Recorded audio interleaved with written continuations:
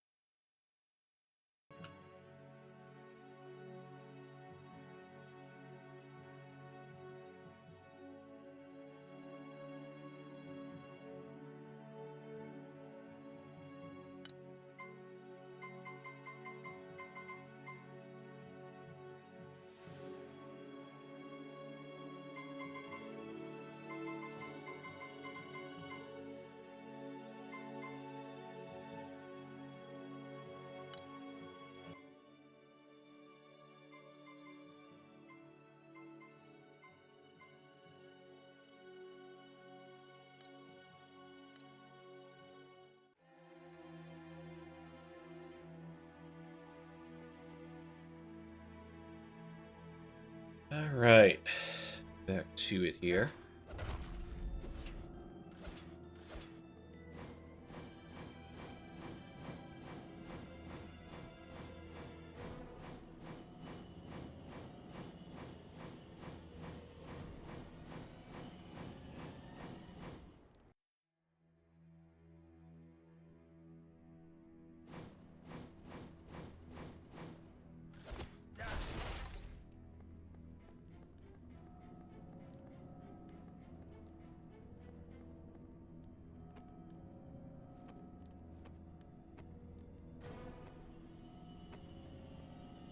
I think this is a fight here. No, it's not. The gargoyles leapt from the columns and landed by my side with a look of curiosity. I began to get rid of my belongings in the hope of distracting them. First they chewed with pleasure on my sword, and then my boots, my helmet, and finally my dagger. But what fascinated them was the taste of my magic medallion, which is now lost to me.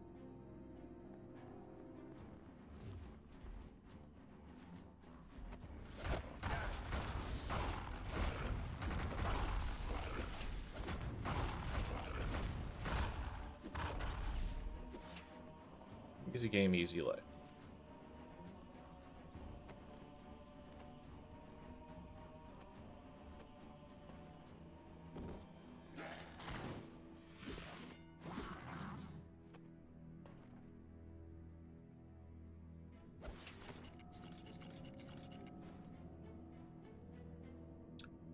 The large bell located atop the clock tower was once used both to indicate the time and to send warnings to the inhabitants of the castle of imminent attacks.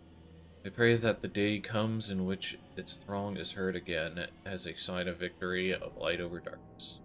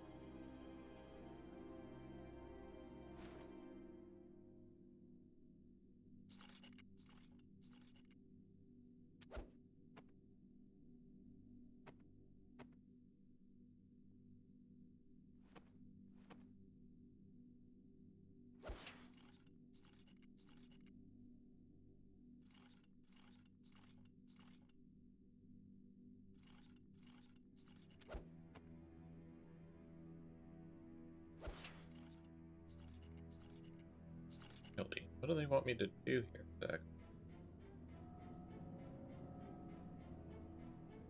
I guess they want me to go that way. Except for the fact that, you know, that doesn't work.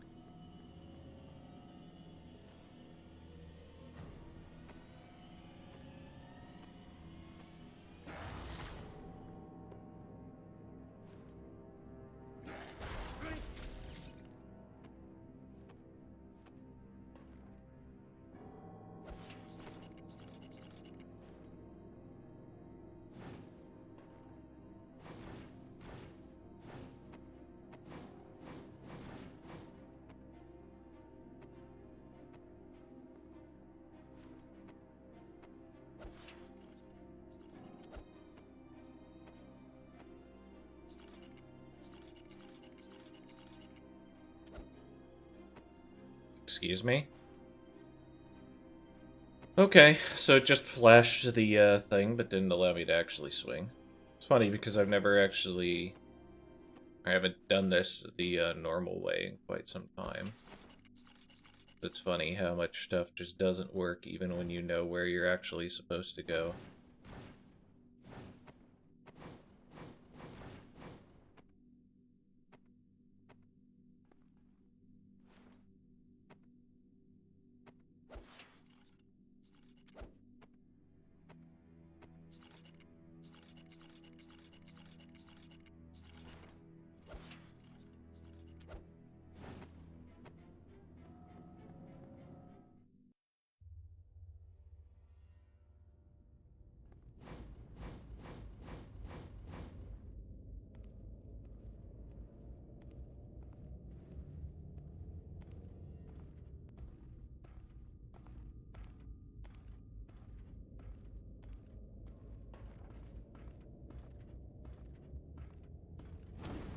Shadow the Chains from the first game, by the way.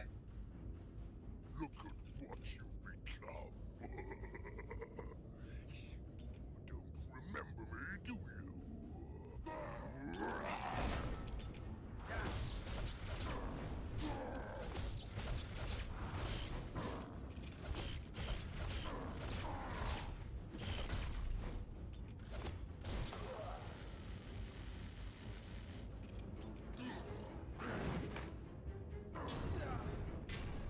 I have been waiting for this moment for a very long time.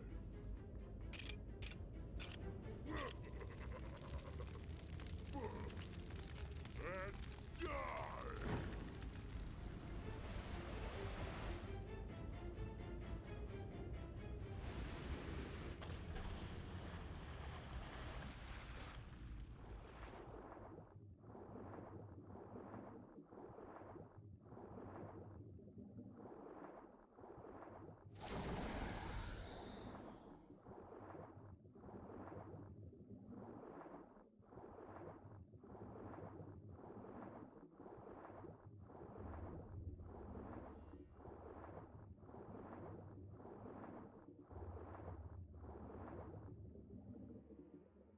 In the last 3 decades, a new shadow has spread, darkening the land. A huge tower higher than Carmella's proclaims the supremacy of the current Dark Lord. Brotherhood soldiers will not rest until the abomination is destroyed, along with its current master.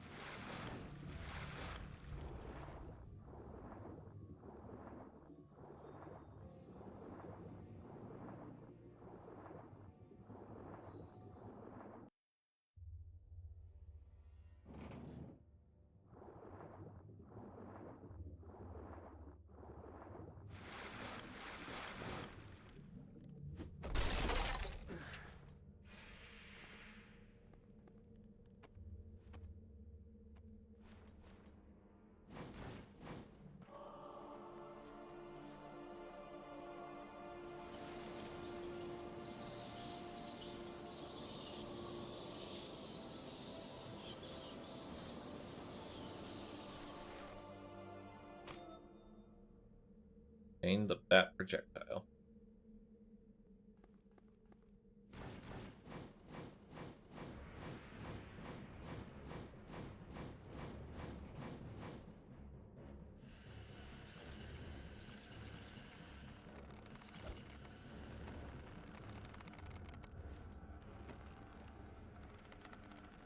Yes, that's actually where we're supposed to go.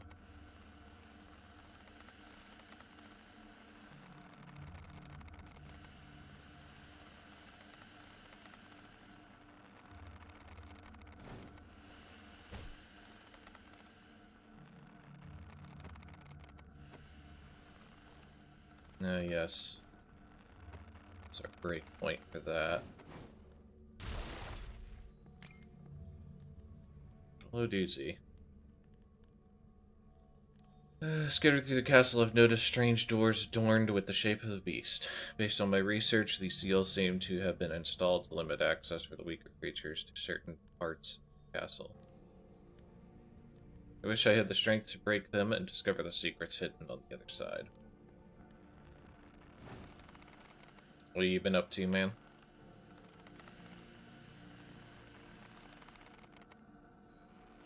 Also, I can assure you, no fun will be had this stream. As, this game's abysmal.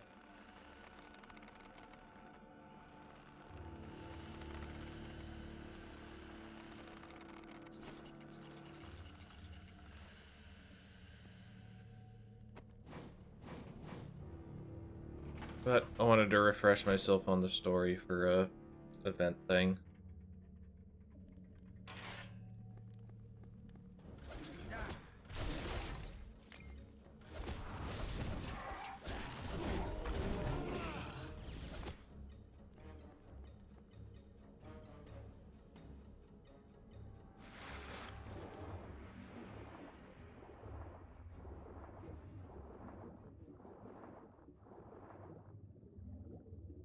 God. Water began to rush into the cave before I could take off the heavy armor I was wearing. I held my breath and swam with all my might to the surface, pulling off as many pieces of metal that protected me as fast as I could muster. But alas, the faces of my wife and children haunt me as the darkness surrounds me too late.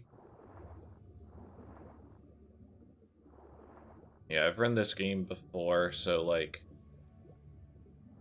But, you know, you skip everything, the speed run. Well, everything you can.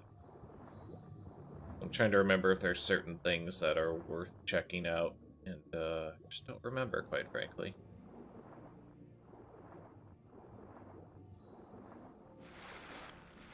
Like, I thought I recalled there being more relevant things in, what's it called? Lords of Shadow 1 and the scrolls, but no, it turns out the scrolls are actually kind of useless.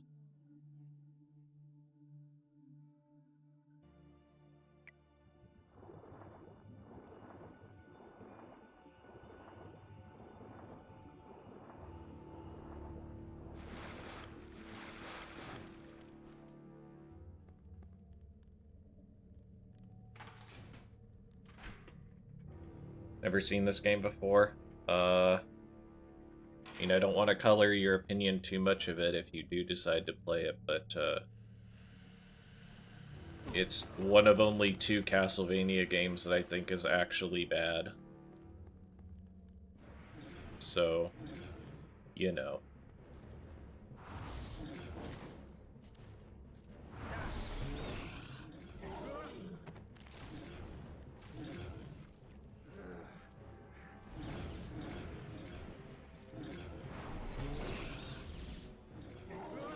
Oh, right. I should be doing the jumping execute on these guys because it's faster.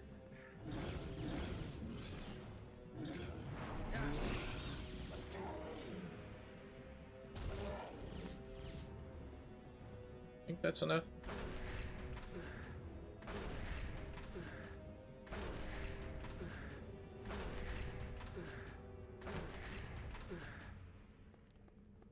Even as a speedrun, it's pretty tepid. There's just not a lot going on with that, at least for what I know of it. Maybe there's been some developments. Which is a shame because, like, Lords of Shadow 1's speedrun's actually pretty cool. Lords of Shadow 2's isn't particularly great, but it's also not terrible. It's just kind of middle of the road.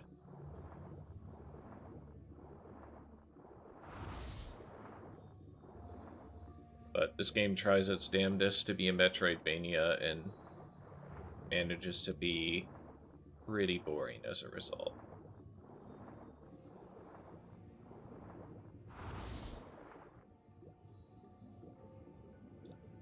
When we arrived upon the shore, it became necessary to build a small raft to reach the other side. We used our armor as improvised oars until the water monsters snatched them away from us. We had but one option left, to get rid of our weapons and try to swim to the shore, the hope that some would survive. Looks like you didn't make it, buddy.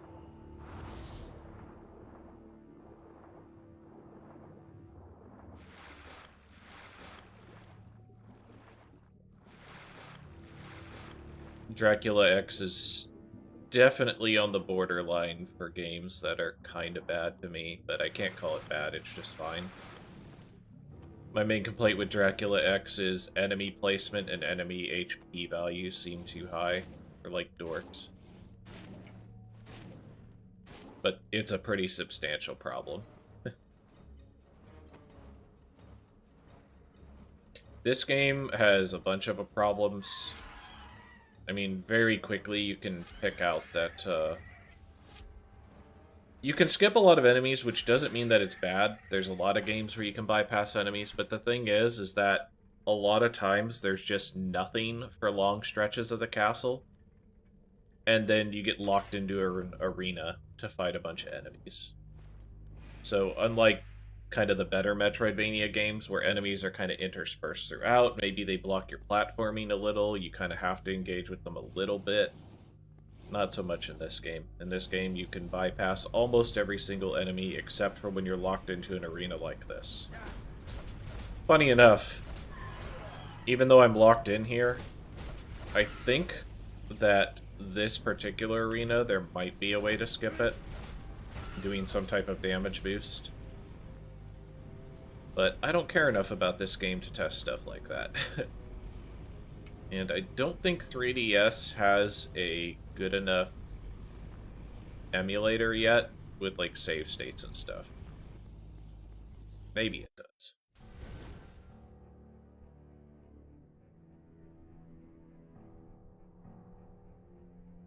Oh, the Dracula fight in Dracula X is pretty bad also. But, like, if we were going to judge every super hard Dracula fight as making a poor representation of Castlevania, like, you'd be kicking a lot more games out of that list. Because there's a lot of bullshit Dracula fights in Castlevania, right?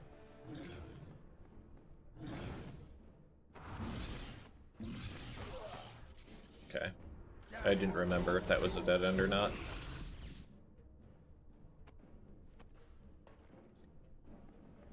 One of the other big problems with this game is because it has a dynamic camera, which sounds hilarious, and it's like, why would a dynamic camera be a problem? It's a huge problem because it tries to zoom in on fights, which means that oftentimes it'll make you think you need to fight things when you don't actually have to. It just has the illusion that you're in danger. And then a lot of times it won't show critical platforms or interact points that you have to see in order to progress until like 5 or 6 seconds of you standing still so it can pan over.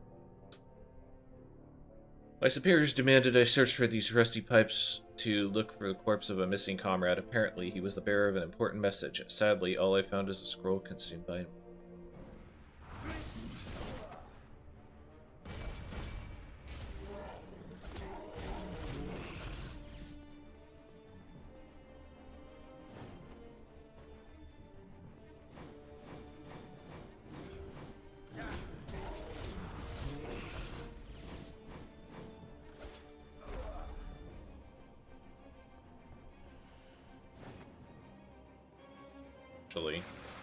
Okay, nothing in there.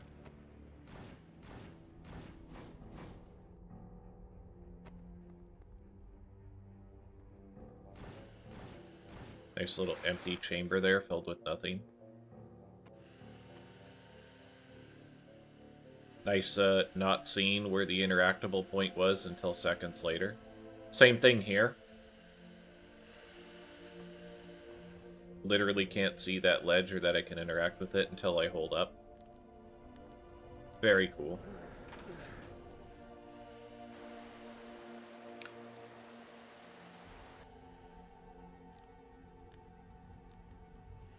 Lords of Shadow 1 is a really cool speed game.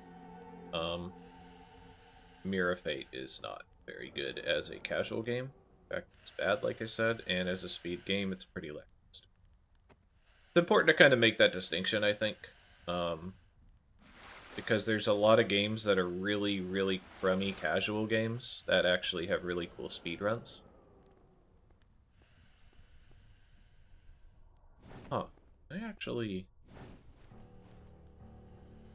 Is this doable? Maybe with a jump extension.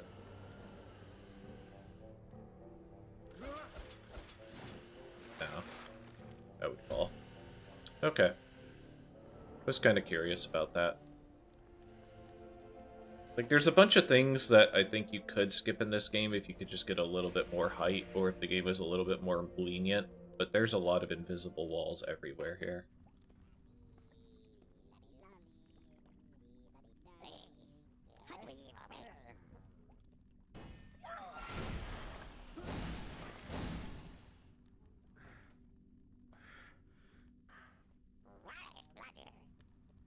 Yeah, something that I can say about this game is that artistically it's solid.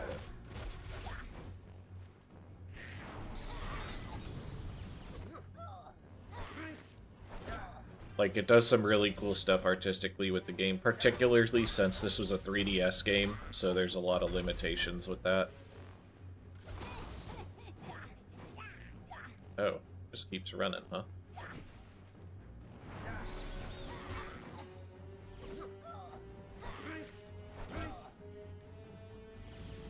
Yeah, probably one of the bigger issues with 2.5D games is that, like, I can't really blame LOS for this, or I can't really blame Mirror of Fate for this, because this is just an issue with everything, right? But, you know, it can be sometimes hard to tell where you actually are on a platform, and, like, when you're gonna fall off, that type of thing. If you're a 2.5D game and you have platforming in it and you're smart, you will make things very lenient and definitely have coyote time. Which you can see, game doesn't, kinda has it, but not by much. Funny thing, this game does not have an analog jump, meaning that, like in Castlevania 1, when you press jump, you move a certain height. You cannot jump small or jump high. Jump low, or jump high, rather. Jump small. That is clearly the best way to put it.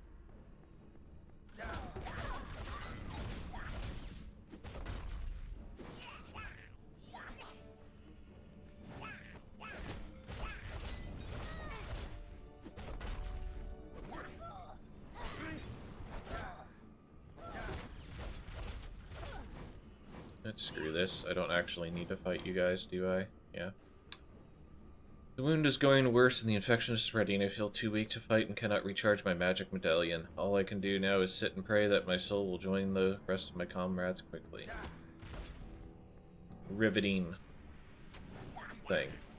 Definitely told me a lot.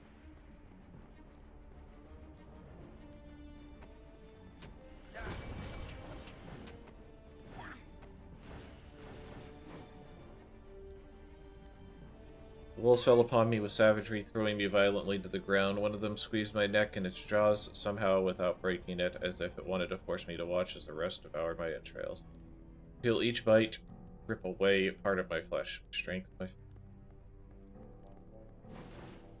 Sounds rough, man. Spotty hit detection there on the mist. I was actually expecting to get hit there. Oh, here's another fun thing. So there's gates that you can move through as mist form. Look at this thing that's like a gate that almost looks like you could almost just go through it normally. Nope, can't even dodge through it with the mist. Makes a whole lot of sense.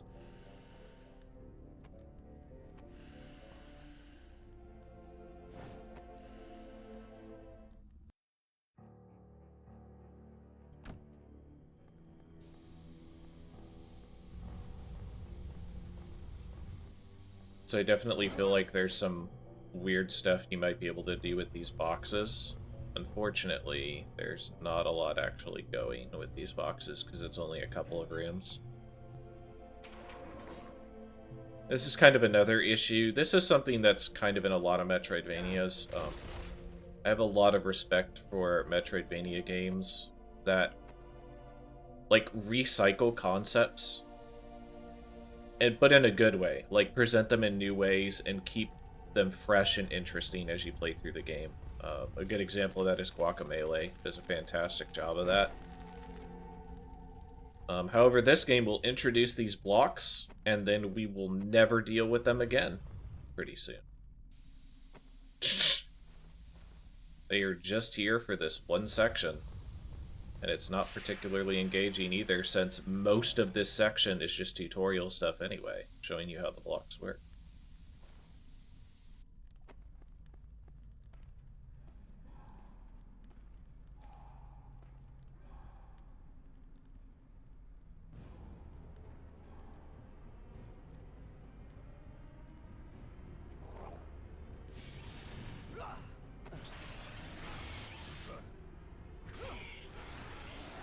Melee is very good.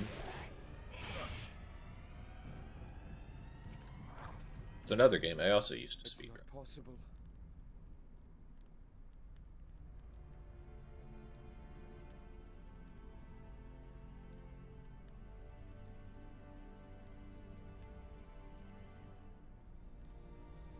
So that comment, "it's not possible," is weird. Could say that he could be commenting on the cross that Simon has at this time, but Trevor doesn't really have an idea what Simon should look like, quite frankly. I mean, all he knows is that he's a red-haired kid, but whatever.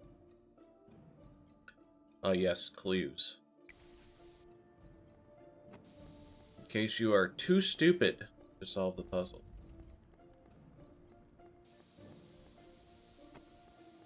Say that knowing full well that I've kind of forgotten this puzzle. Okay, this needs to get burned to the ground.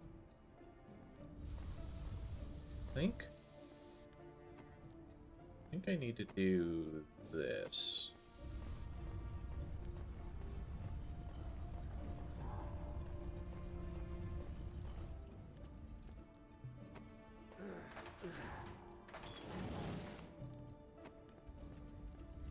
Go like this.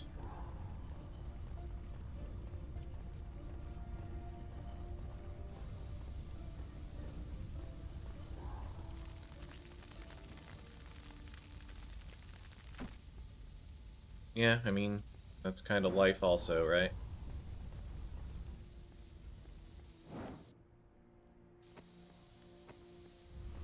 But everybody's going to swear up and down that video game stories are good. That's not to say that good video game stories don't exist, or that other media stories don't have problems, but, like, man. There's a distinct difference between, minor plot holes or inconsistencies in wardrobe and, problems with overall character motivation and such. Okay, yeah, we actually made a mistake here. Yeah, so I was supposed to move that one, so this has to go like this.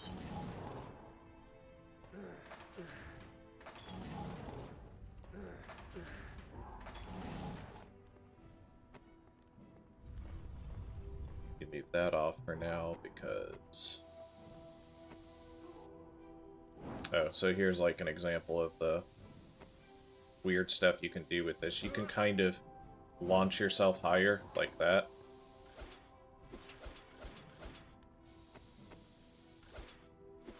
And that would bypass having to grab the ledge on the left, which isn't a huge time save, but it's something. But stuff like that, that could be interesting, is just not anymore, quite frankly.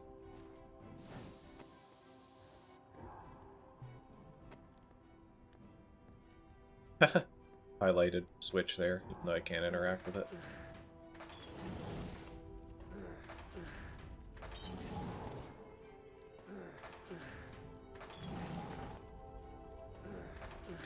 Right, but if you're doing well with your medium, right, your gameplay can inform and enhance your story experience, since the consumer of the media has to experience the same things that the player or that the character experiences.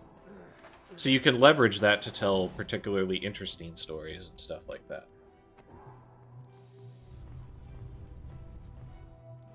If you're using the medium well.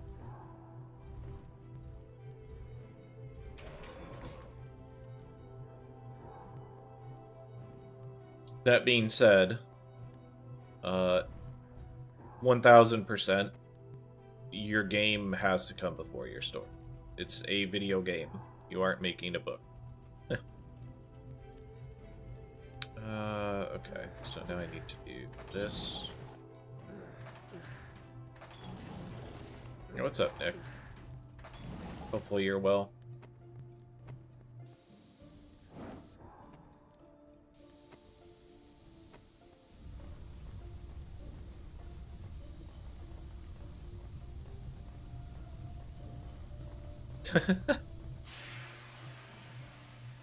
I have to refresh myself on the story stuff.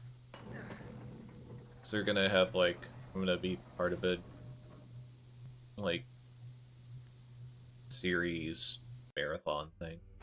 I'm gonna be playing the first game, but I want to make sure I have the story on point.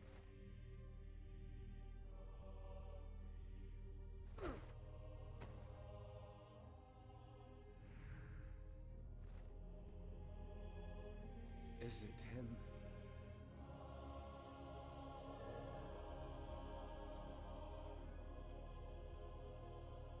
What is he doing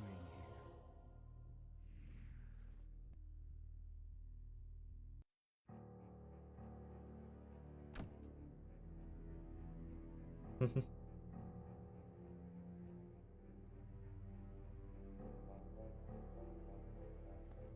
I have to admit that I do not know what that is for Anne of the Green Gables. So,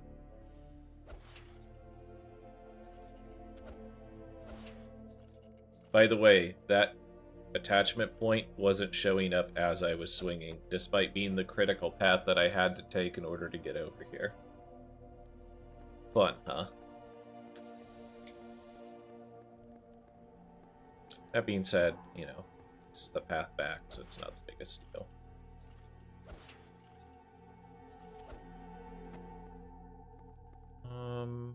Where do I want to go here?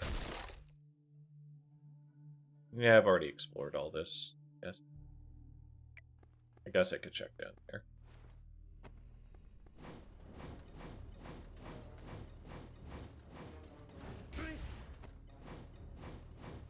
Any scrolls to look at? One.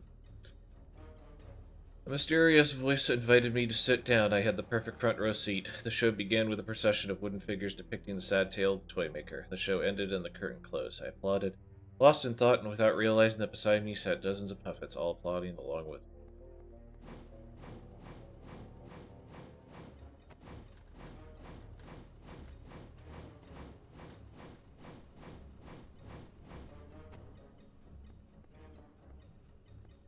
Oh, wow. We actually have teleporter access sooner than I thought.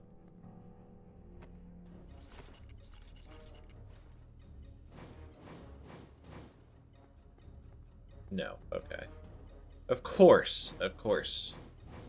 Should have remembered that this game wouldn't have anything interesting that I hadn't seen too much.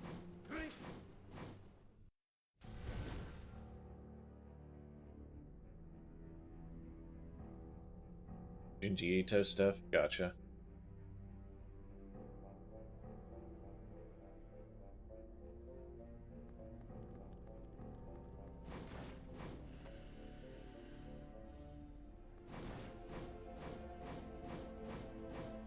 I mean, yeah, but stories can go a lot of places even with catering to gamers, right? Silent Hill 2 being a prime example of that.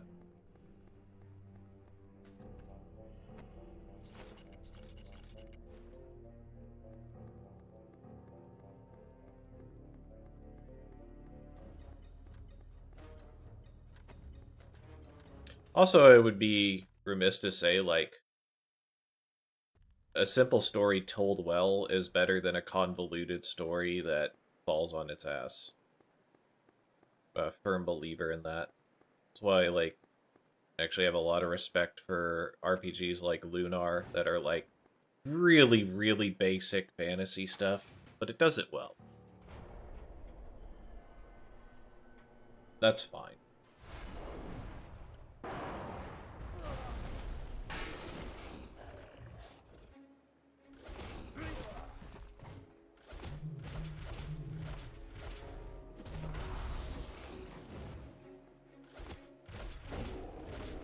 But it is a different type of writing. You know, my recollection is that you have a writing background, so I'm relatively sure you know this, so I'm not really speaking to you, I guess. But, you know, different tool set, different considerations when you're writing for an interactive piece of media than something that you do not interact with. Same thing as a different thing for writing for movies as opposed to writing for a book. Which then you run into the subsection of writing for a movie versus writing for a TV show, right? Or a miniseries. Also different formats.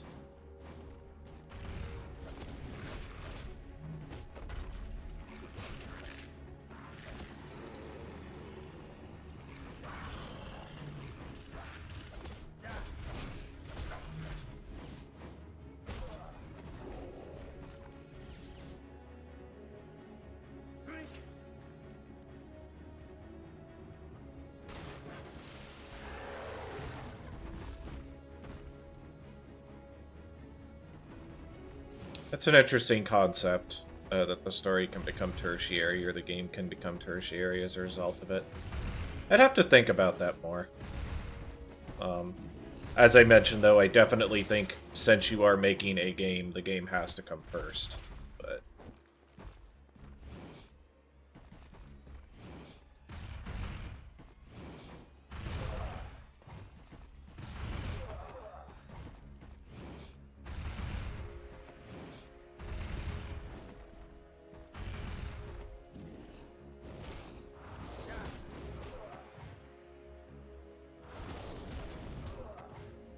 boy.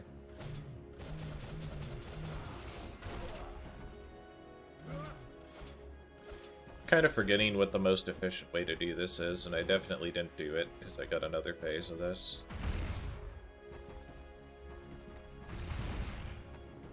And again, I haven't touched this game in years, so... Like, I know you can do that.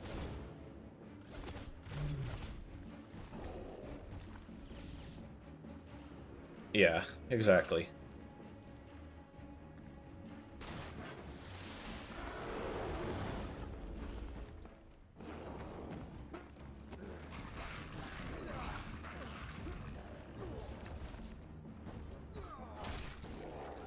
So you're the one that's the problem with TV. It's all your fault.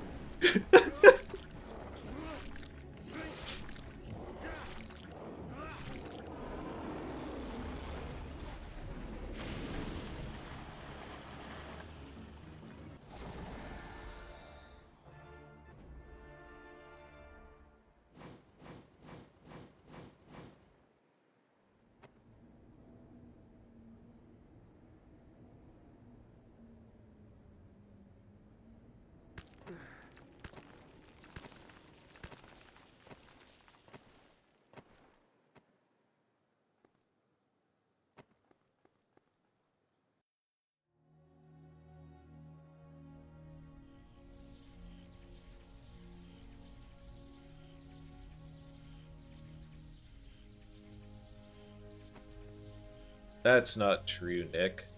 There's a pause button. But yeah, I get what you mean.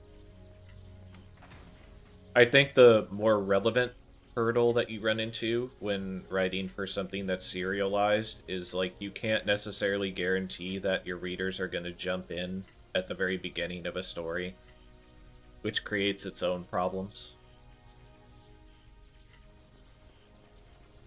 Which is frustrating for both the long-time like readers and newcomers. Because like the long-time readers have to hear the same plot points and character tropes like rehashed over and over to kind of introduce the character or what's currently happening, and the new reader still feels completely out of the loop. So you run into this awkward situation.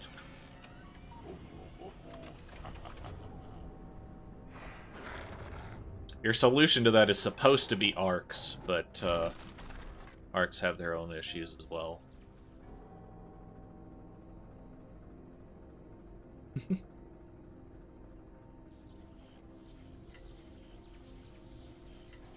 So here's our wolf form, which looks pretty cool actually, even though it's basically completely ripped off of Berserk with its visual on the head. Then again, that happened in other places too, so what are you gonna do? Electricity traps that protect the clock are just too fast for me. If only I could stop time and I would be able to climb to the top without hindrance. Simple, really. The mastery of time is a fool's hope, and we're in this dark, evil domain. Whee!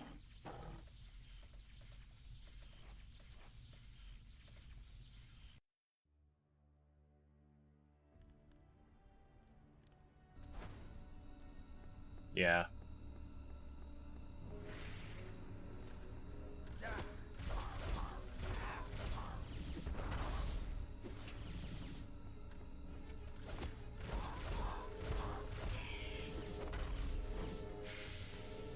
I guess the thing that's, like, kind of the shame when it comes to Lords of Shadow, also, is I think the first game had a pretty decent story.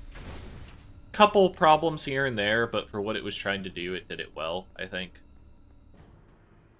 But then they just completely destroy the story in multiple ways in Mirror of Fate and Lords of Shadow 2, to the point where it's like, what were you guys...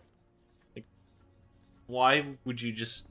It goes to great pains to disregard, discard, or just outwardly betray things from the first game.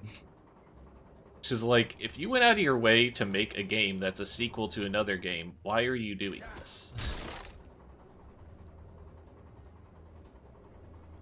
Amongst all the other puppets, I've discovered one that is different from the rest. It looks like a young boy, around 8 years old, who spends the day playing hide-and-seek like my dearly departed son, Edward. Its gestures remind me a lot of him, and even whistles his favorite songs. Edward, is that you?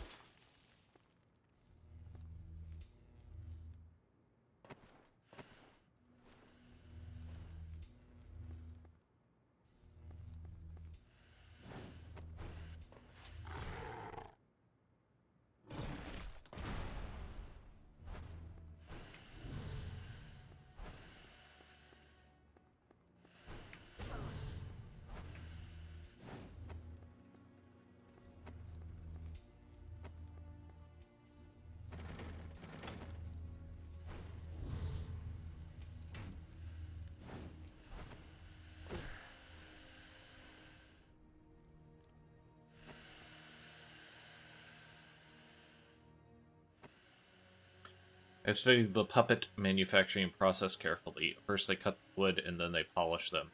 connecting them together with iron nails. Then they add a coat of paint and assemble the blades. Finally, a human soul is introduced and a spell is cast upon them. Magical strings control their will, and then the procedure is complete. Wow. That surely was helpful to my understanding of anything in the plot or the lore. Since that's basically what I could have easily conjectured without any input from the scroll.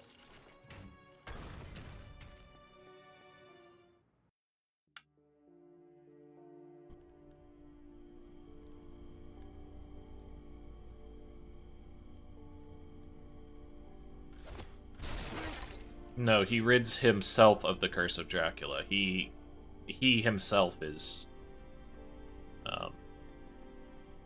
like, kind of cursed with a disease, almost, is what it sounds like. But it's specific to Simon because he inappropriately destroyed Dracula or something. But it's not towards the Belmonts themselves. The abominable corpses that are preserved inside of the tanks of formalin seem to be the product of a cross between werewolves, vampires, and humans in different states of gestation. What diabolic experiments were they doing in this place? It's true what they say, Frankenstein's mark is upon this place forever.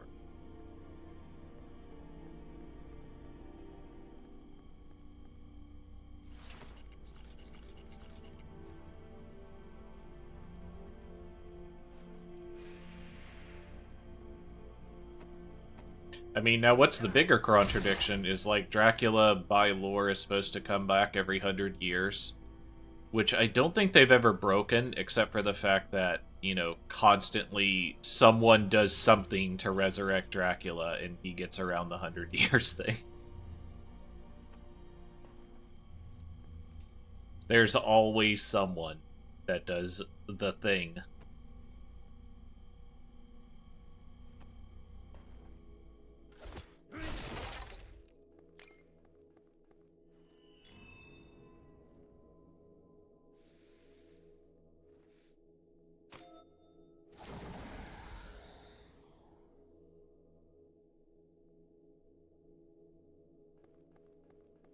In what capacity do they treat them like the Dread Pirate Roberts? Dracula stays Dracula through every single game, and then there's, like, I think 1 or 2 times where it's not actually Dracula. It's either like a spirit of Dracula or a soul of Dracula or something like that.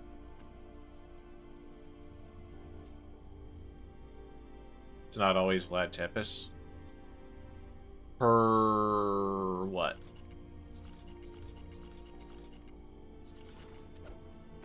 Also, it's not supposed to be Vlad Tepes. If you're going by, oh jeez, what the fuck is it called? If you go by Lament of Innocence, it's Kronqvist, right?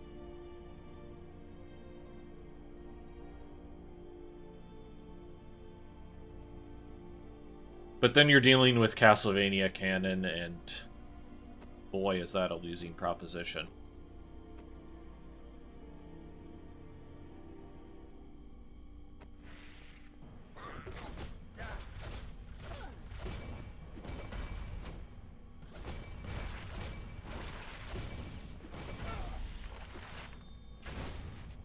Damn it.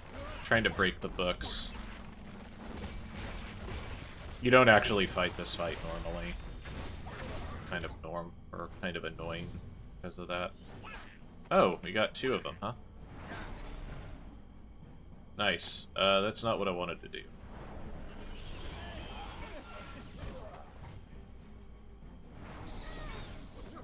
There we go. Going by what Soten says.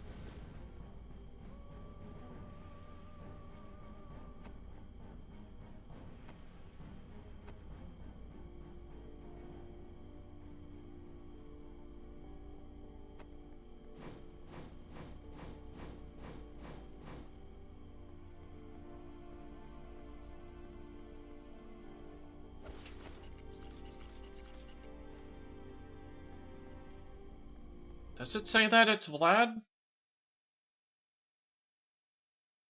I'm actually curious now. Give me a moment. Does it actually say it's Vlad and so? I'm not even sure that's true. There's like, you know,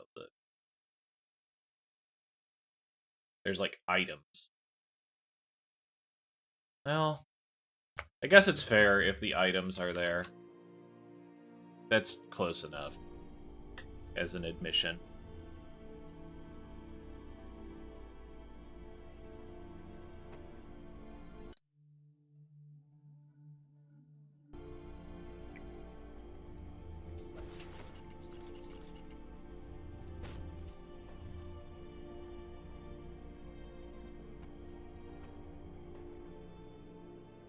So what you're telling me is that...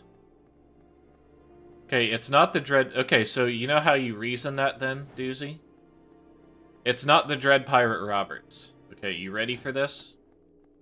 You ready for this? It's closer to the Count of Saint-Germain.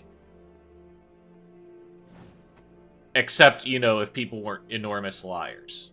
It's actually that Cronquist is definitely Dracula, and he just calls himself Vlad Tepes at some point. Assumes a new identity. Problem solved. All plot holes covered up, nice and tidy.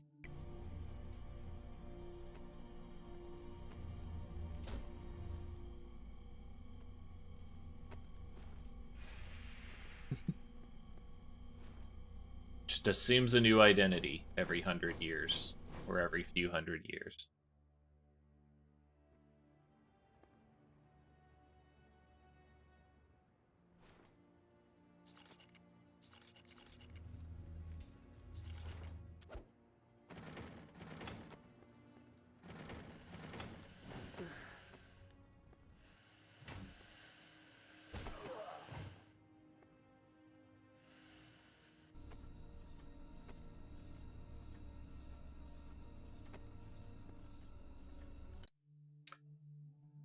Remember, do I take this?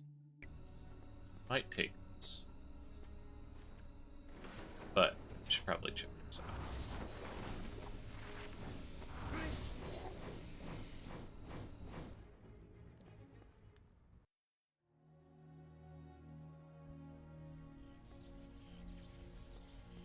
So it's just, so one of the interesting places that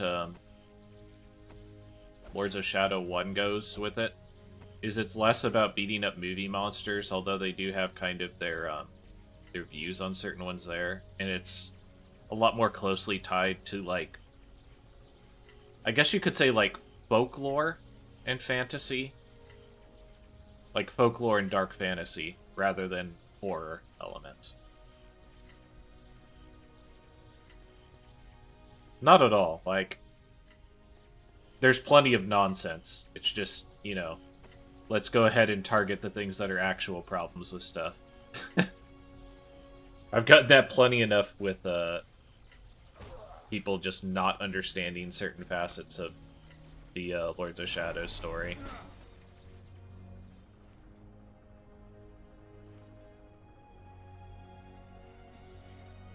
Like, there's plenty to hate in the Lords of Shadow story as a whole, but people just don't pay attention or have pretty poor media literacy in general, so... The reason I was making the distinction of it not being in, like, the guide for Soten is because that could be, like, translation stuff where things get changed pretty often, actually, in Castlevania games between the English and Japanese localizations.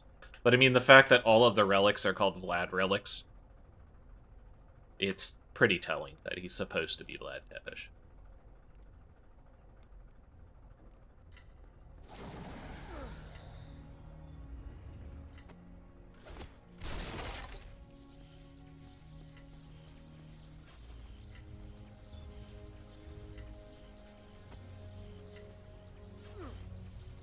These things are also something that I feel like should be able to be broken, because, like, I don't remember everything, but I've definitely caused, like, zips to randomly happen with these.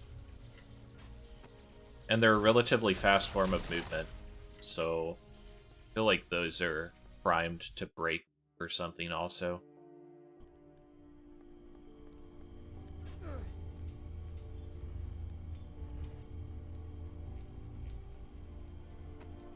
Like, there's one skip that we do with them, but that's kind of all.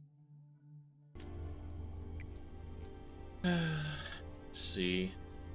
I'm actually going to ride this up, because that's the actual way forward. We want to see more of the game. Like, you look at the stained glass in the background there, too, and stuff.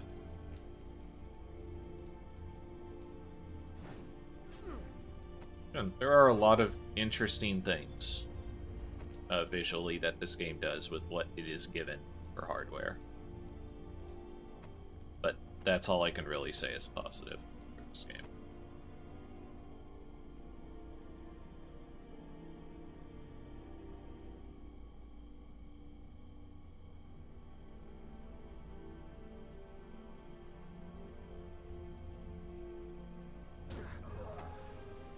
I literally did not see that magnet, and I don't know if that was me or the game that's at fault for that.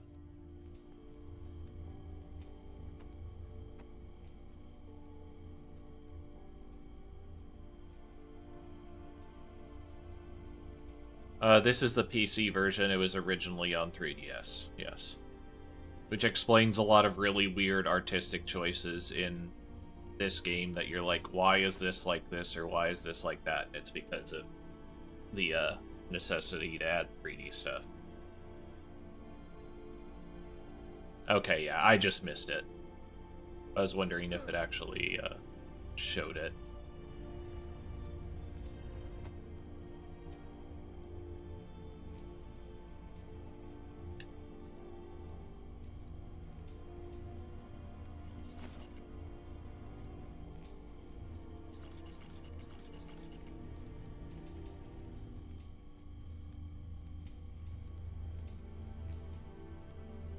Okay.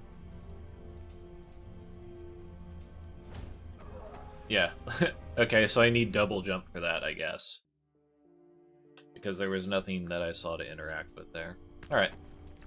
I guess we're never coming back to see that again.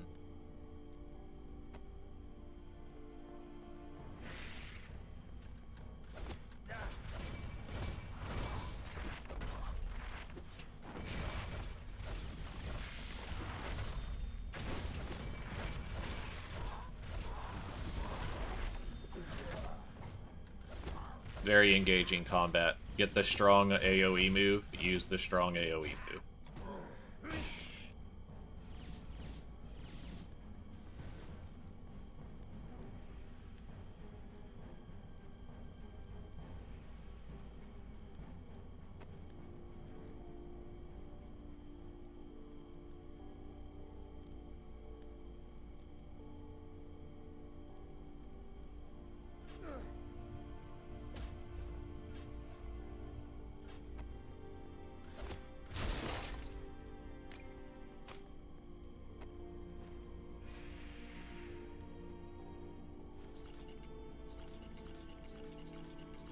So this is another fight you don't have to do if you remember this area. Been here before. So, like, this is another reason why I think these could be broken, is you can magnetize from so far away on them. So, like, if you could find a way to maybe, like, uncouple yourself from the track. Even just having the speed from it, like, this is pretty fast for this game.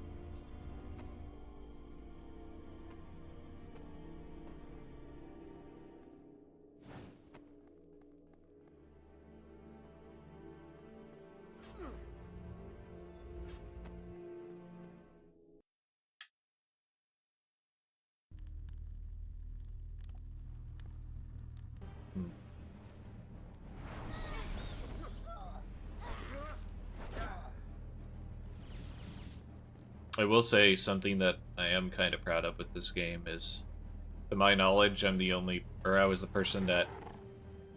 Actually, I don't want to say that, because me and Church and Sarge kind of telephone discovered whip dashing.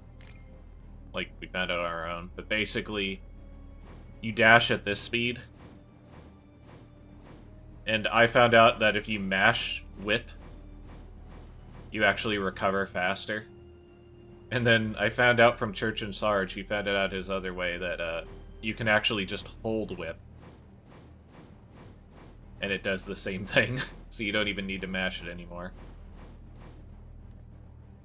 And later on, I'll show off double jump dashing, which is the other speed tech. And I think I was the one that actually found that one.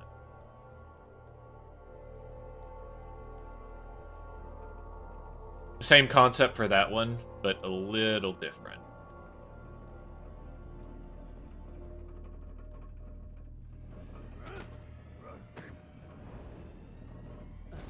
This is definitely not the way I was playing that.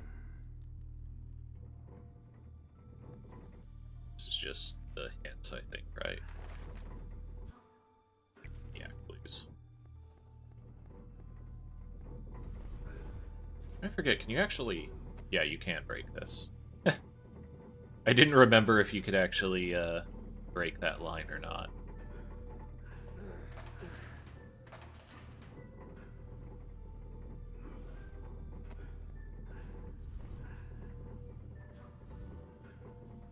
Actually, it's the other one, isn't it?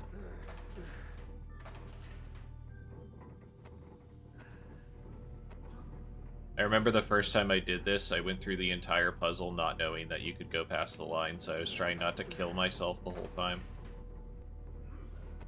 I believe this is accurate. Something like this.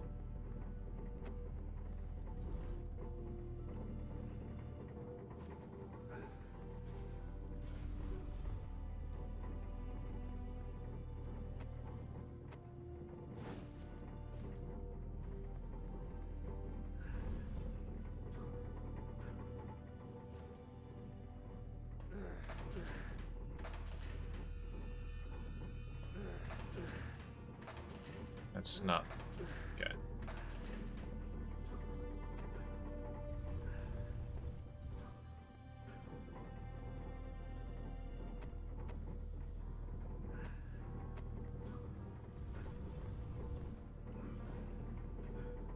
Like that? Yeah, it's probably like this.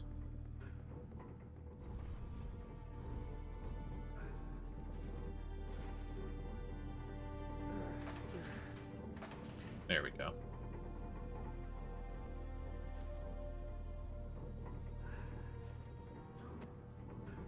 And this needs to get pulled, I think.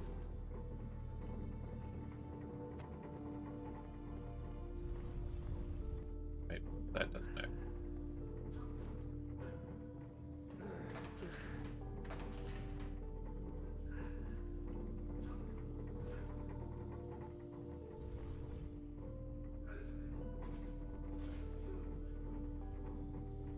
Man, am I just forgetting this puzzle? Might just be forgetting this puzzle.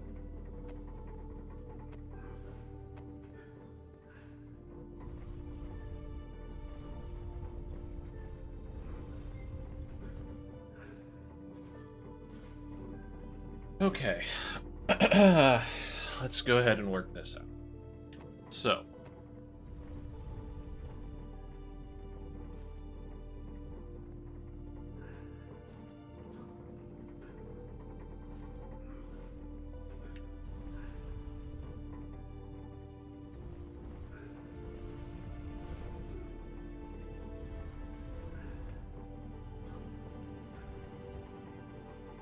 Okay, this has to go like here because it needs to bounce, I think.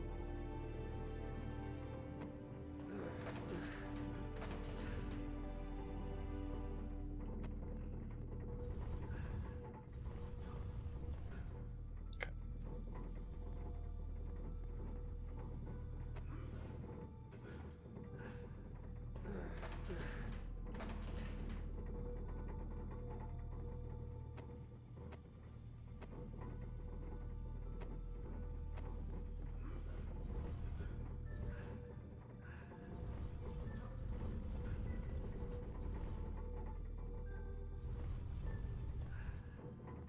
And I am definitely forgetting this puzzle.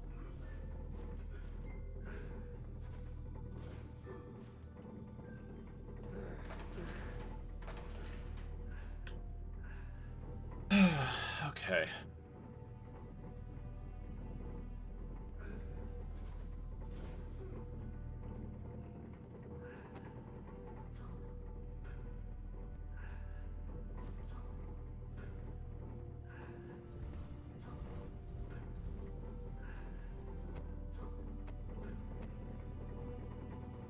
I'm trying to remember if it starts here or here, because these are the only two starting points, right? So I don't think that middle orb changes position at all.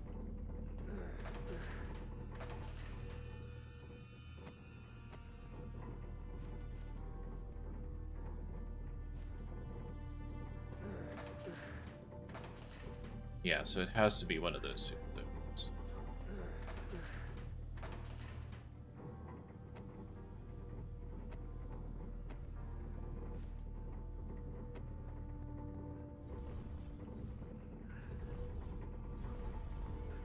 And that one doesn't move at all, I don't think, either.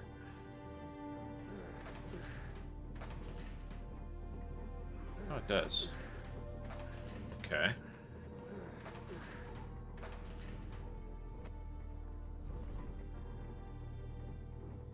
But that doesn't interact with anything. That interacts with that. There we go.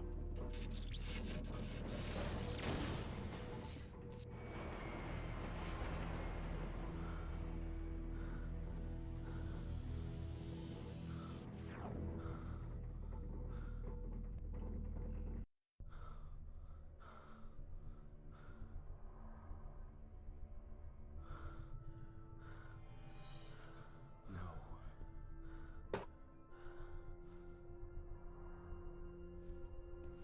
Don't come any closer. You helped me once before, and now you do so again. Why? Who are you? So now you plan to face the Prince of Darkness alone. Your father was one of the greatest Brotherhood warriors that ever lived. Yet he could not defeat Dracula. What makes you think that you can? Answer me. Did you know my father? This I promise. You shall not stand alone against him.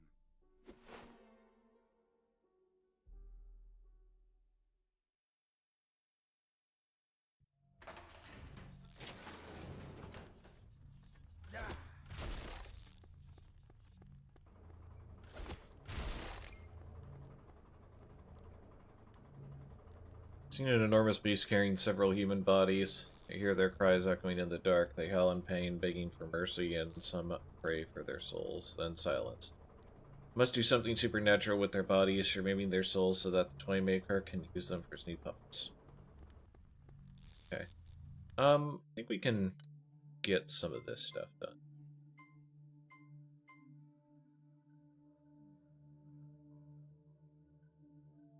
Okay. Alucard can manifest the same level of power as his father, and so relies on the man-made weapon created by one of the greatest alchemists, yet it lacks certain abilities still. Now, however, with this improved version, Alucard can grip onto magnetic rails that litter the castle, lead to new places. Shadow Claws. When the infected blood of the Reaver spread through Alucard's veins, claws grew out of the tips of his fingers. With them, he can now descend slowly down chasms and climb certain walls. Alucard exercises a strange influence over the castle's batch, which serve him when called upon. Upon the order of their master, they attack a target, hitting it and confusing it for a few brief moments, giving their lord the upper hand. Wolf form. Fed by an inner rage, Alucard can unleash the beast within when fighting his enemies. In this state, Alucard increases his combat strength substantially and gains the ability to destroy doors marked with the face of the wolf. Mist form. With the right level of concentration, Alucard can divide his body into millions of particles, thus avoiding enemy attacks and reinforcing his dodge ability. In this state, Alucard can absorb the life force of all creatures and go through barred doors, opening areas of the castle only available to vampires of Dracula's domain. Stopwatch. Among the most demented inventions of the toymaker is the stopwatch, made with the vampire plasma and powered by blood. They release their sinister magic when broken, slowing time in the immediate vicinity.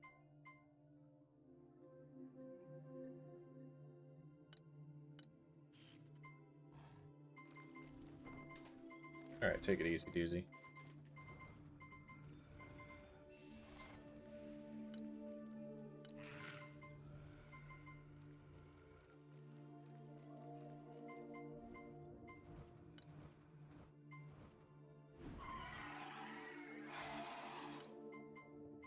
Just clearing some of the things I had already defeated before.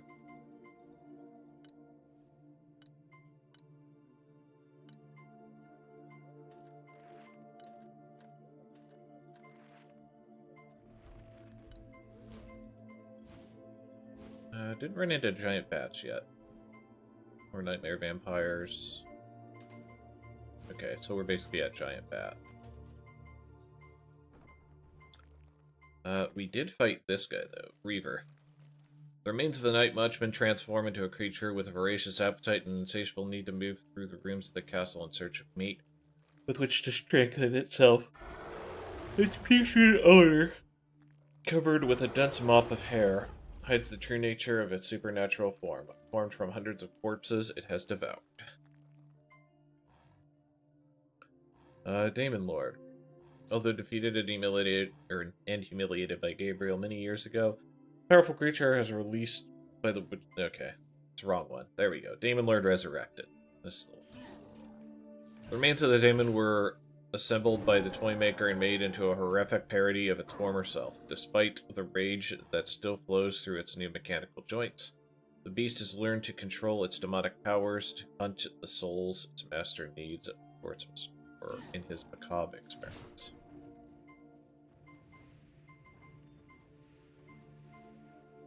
Lost Soul. The Lost Soul is fate itself, the physical manifestation of the mirror. Anyone who is near its influence will be manipulated and guided to their unavoidable destiny without any opportunity to change it.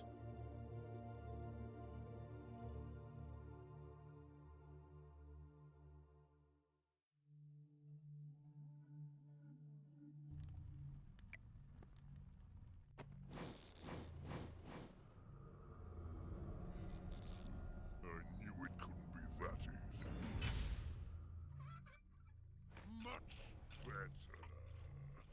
This way, I'll be able to deliver your remains to the Toymaker, so he can have some fun.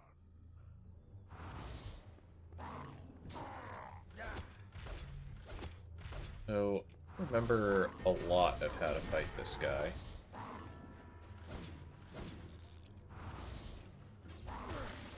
I do remember kind of a funny thing is that there is a skip in the 3DS that you can't do on PC, which is kind of unfortunate. Basically make it so you could skip the first two forms of this guy.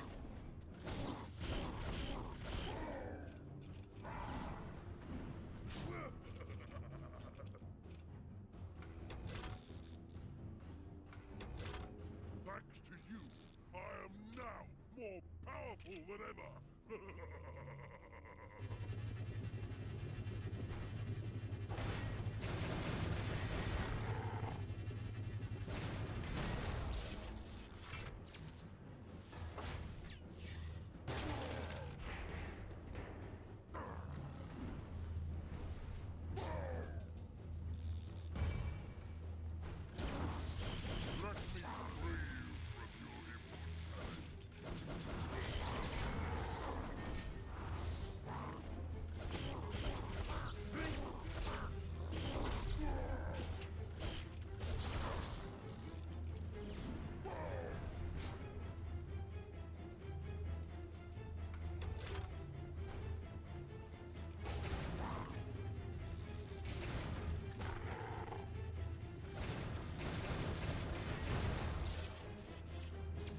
Curious if the punch would actually do better there.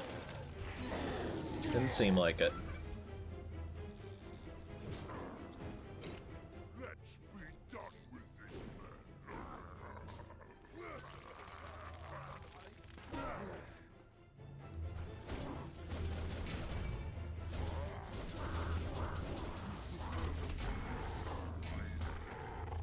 Or whatever it is.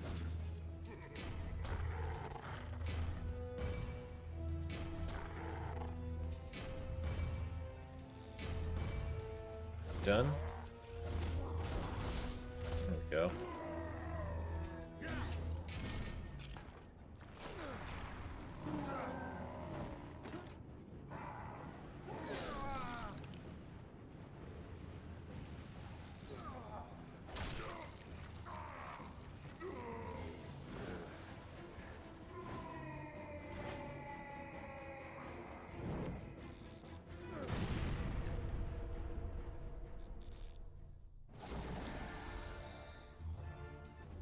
Alright, so now we have double jump, and we have access to double jump dashing. So, we know that we can dash and we can cut down the recovery. Something that's interesting is during a dash you can jump out of it, and then you can dash. So the problem is that if you try to do something like this, you notice that you have considerable time in the air, and you can't stop that because normally Alucard will always dash at the height of his jump. But it turns out that you can double jump not just at the height of the jump, but at any point in the jump. So what you can do is stuff like this. Ugh. It's been a while. There we go. And that is just a little bit faster than doing whip dashing.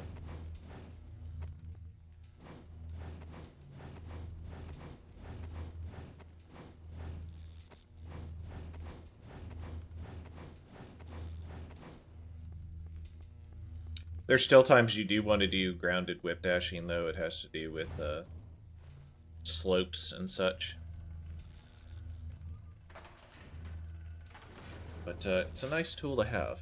It's too bad that you get it pretty much near the end of the run, because Trevor is not a particularly long scenario, and you're basically at the end of the Alucard portion of this.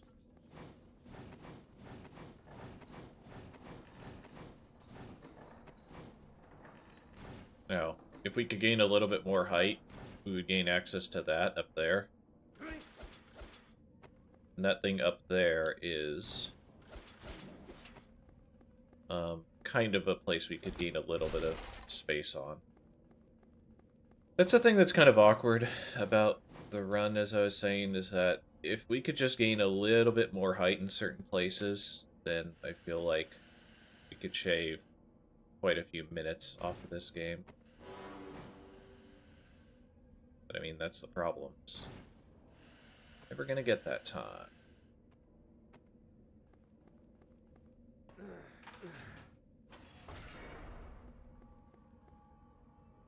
I think there's anything here, right? Here's another place we could potentially gain. If we could gain this height, that would actually be pretty big. Because I think that's where an orb is. So we wouldn't have to backtrack for it.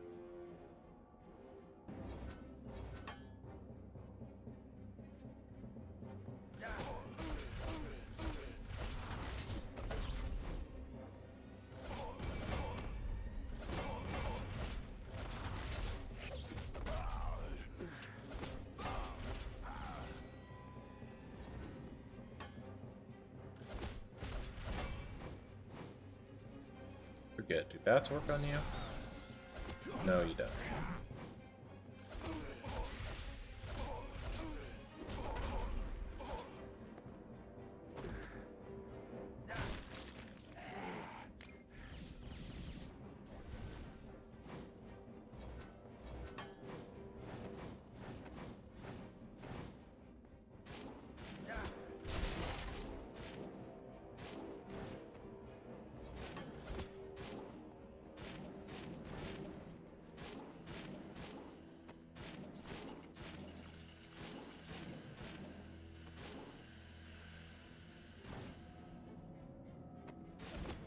Yeah, that's locked for later.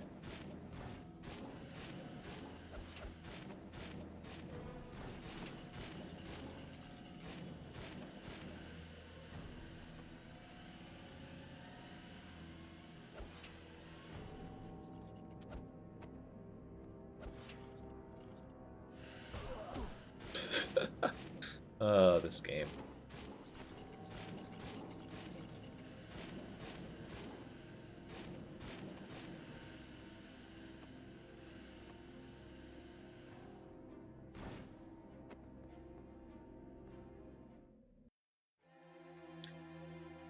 Hello, Aaron and his viewers. You're catching the last bit of Alucard scenario for Castlevania Mirror of Fate. Then we're going to be doing Trevor. We're kind of going through the entire series over the course of this week. Just doing story recaps and stuff, because I'm supposed to be doing a marathon thing near the end of the month, and I want to make sure that I am up to date and remembering everything about the stories of the games, such as they are.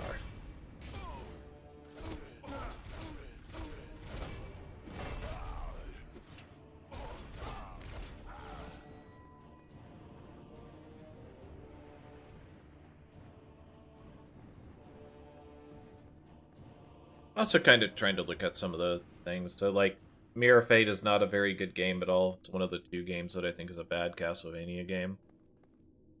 I will comment that I do think that one thing that it does do pretty well is I think it's artistically pretty good, especially since it was on the 3DS, so it had to make some concessions for that. So I'm trying to kind of appreciate some of the background stuff also, where I can. Because, boy, I can't really appreciate story or the gameplay for this game very much.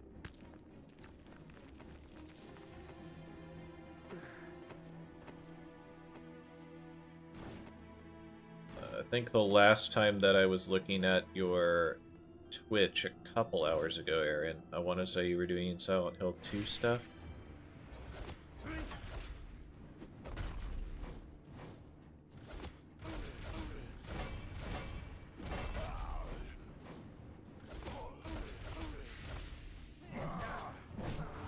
Yeah, so this was a portable version of a game that was put in there in order to kind of bridge the gap between Lords of Shadow 1 and Lords of Shadow 2. To varying degrees of failure. And I didn't say that wrong. This game has a lot of problems. The very, very quick breakdown I'll give for you guys regarding that is Lords of Shadow 1 is fine, but it has major problems with the combat in a character action game, which is kind of a big problem. But the rest of the package is solid enough that I think it's okay. Lords of Shadow 2 basically fixed the combat, but everything else got worse around the combat, so it is also fine. Mirror of Fate is legitimately bad, in my opinion, for a number of reasons, but I don't want to get into them. I probably mentioned the reasons 3 or 4 times at this point during this playthrough, and this is not a very long game for a playthrough, so... What I will mention is, as I'm playing through this, notice how many enemies I can bypass very, very easily, and notice, like, how empty the castle is as far as enemies are, unless I'm locked into an arena. Those will be the main things that I will comment. Okay. I've come too far to give up now. I must find the orbs that Dracul created with his blood. Only then will I break the dragon seal and face him once and for all. Entrusted to their fellow vampires, the magic spheres must be kept hidden somewhere in this tower, under the watchful eye of the gods.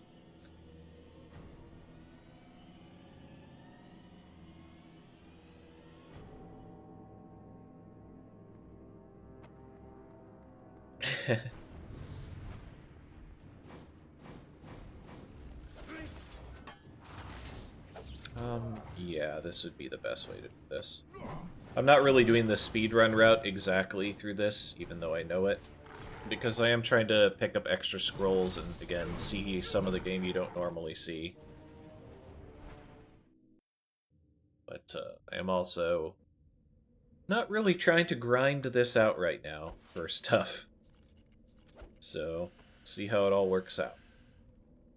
Hopefully you guys are doing well, though, wherever you're at.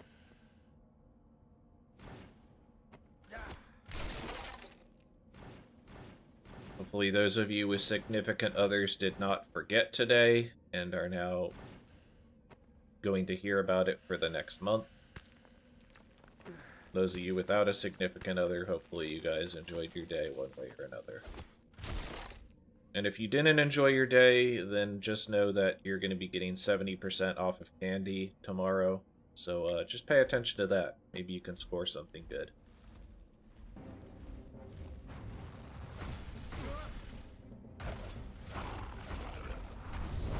It's like Halloween in that way, you know?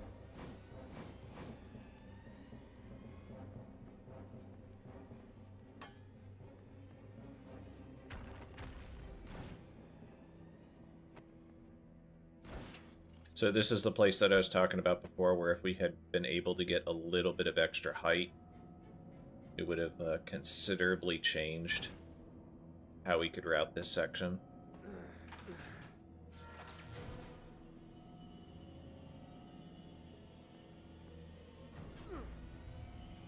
So this is the one abuse that I know for sure that we can do with these. Sorry, not here, but basically right after this.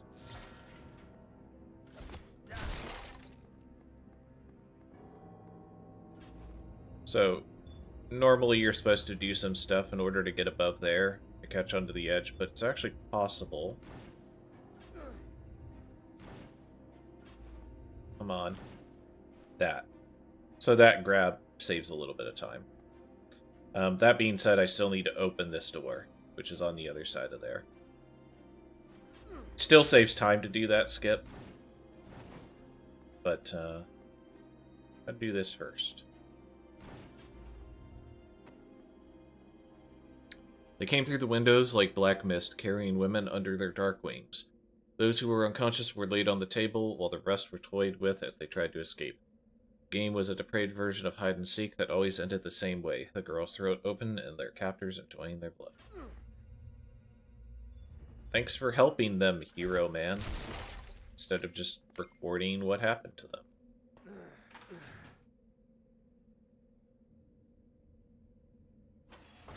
So, like, that door opens up. And that door opens up. So normally you'd have to go into the far right side tower and traverse that way. But as I mentioned, you can do this little skip, saves a few seconds.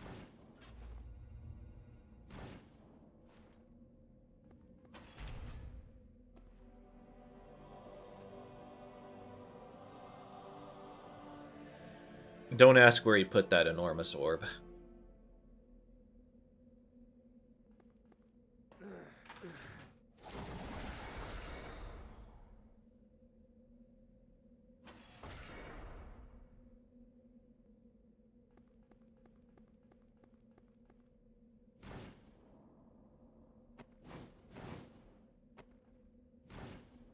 Actually, don't remember what the, I should go about this.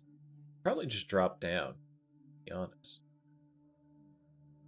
Maybe it's faster to hit the teleporter?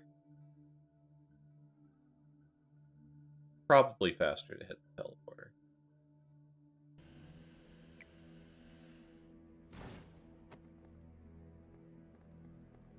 However, I think we actually need to go this way to get to the elevator faster.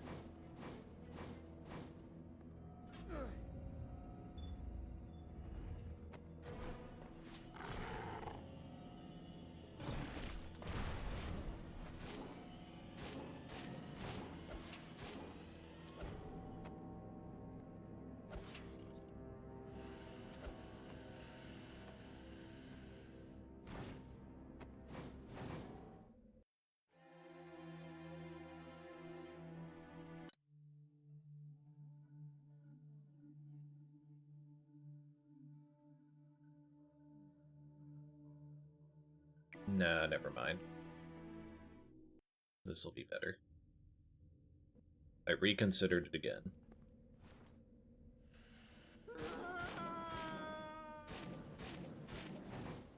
Genuinely surprised I didn't die there, but no doubt.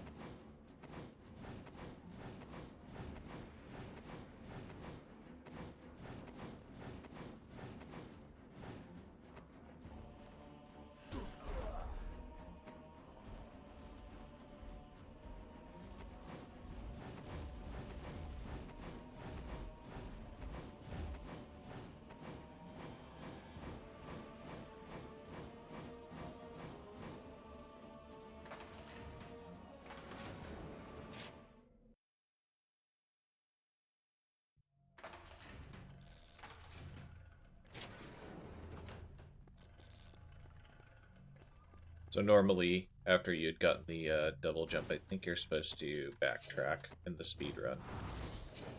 So that you don't need to do this kind of roundabout way to get all the items.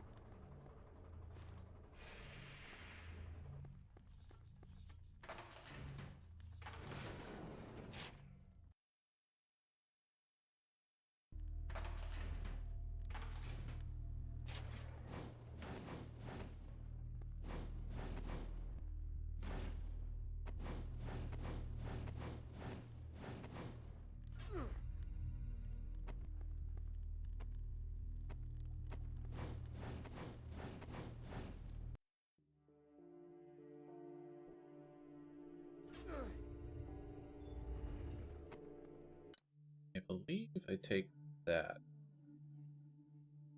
Yeah. Take the teleporter, get where we need to go.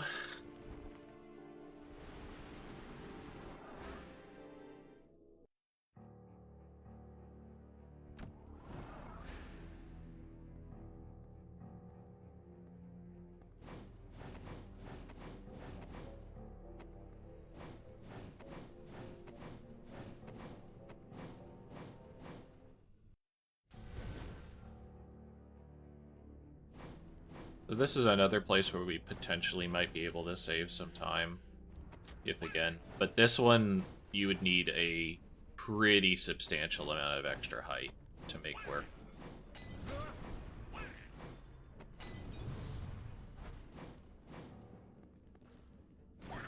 Because you need to get up here, which I have gotten up here before. What I haven't gotten is up to here.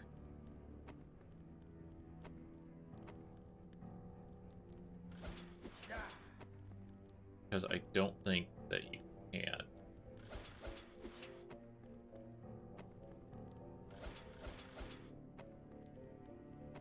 Because you can kind of hover using that, and you can actually gain some height while doing that. But, unfortunately, we cannot gain enough height to be able to get to that with a single jump. If we could do it with a single jump, then we could hit this place way earlier. The other alternative is if you could get a massive amount of height, then you could get over to here. That seems much less likely.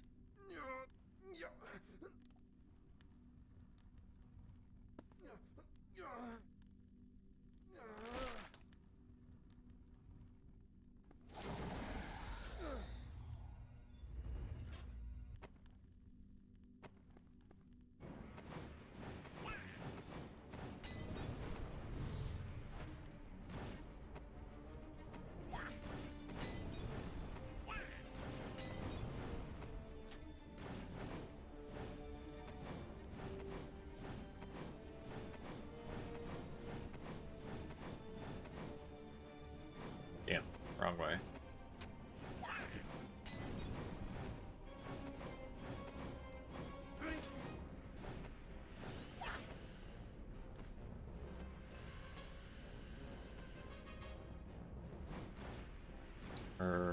Yeah, this way. Trying to remember if I had to go up and left. I think this is... Yeah, this leads me to the teleporter.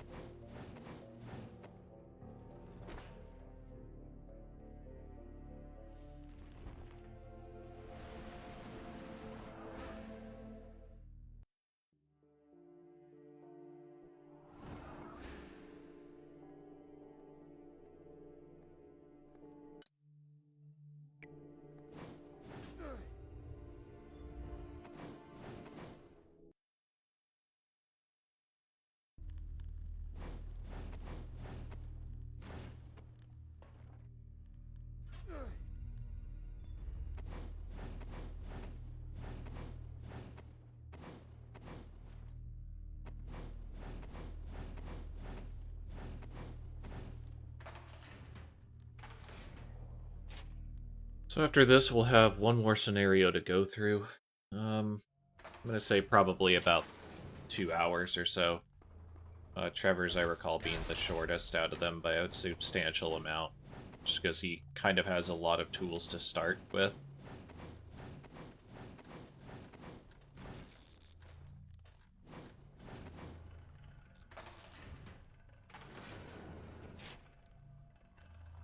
And we're running out of bestiary entries to read, so...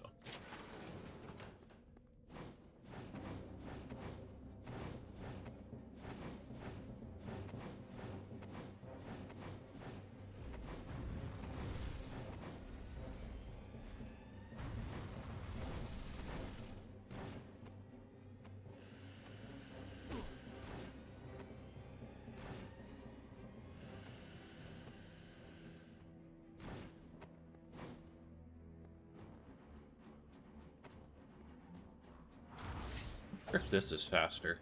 Probably not.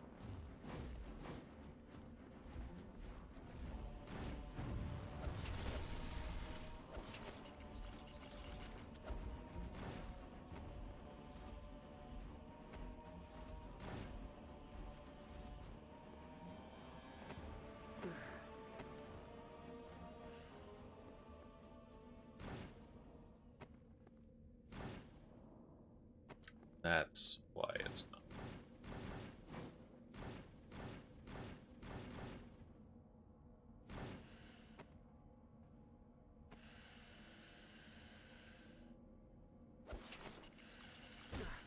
Yeah, take the hit.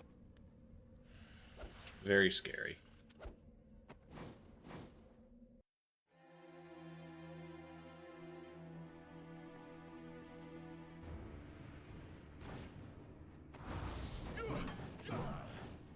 Yeah, by entering on this entrance, you don't gain much either.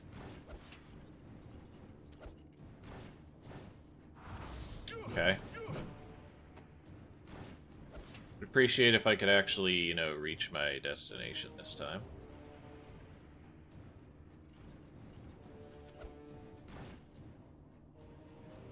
There we go.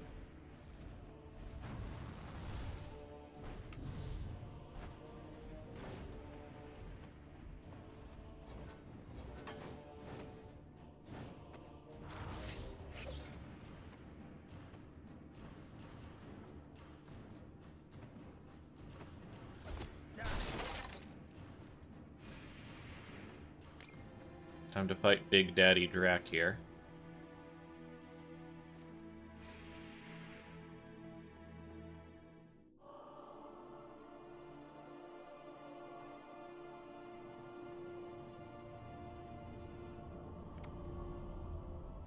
Just put the Pokeball in the slot.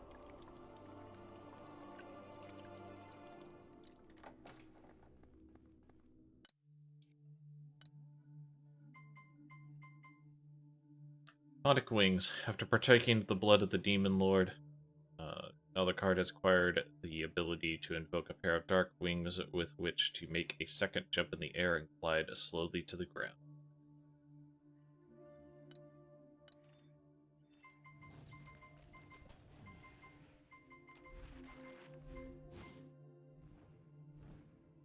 Night Vampire. Following the death of Carmilla and Laura, a new lineage of vampires arose in the castle, formed via a deep bond with their new lord.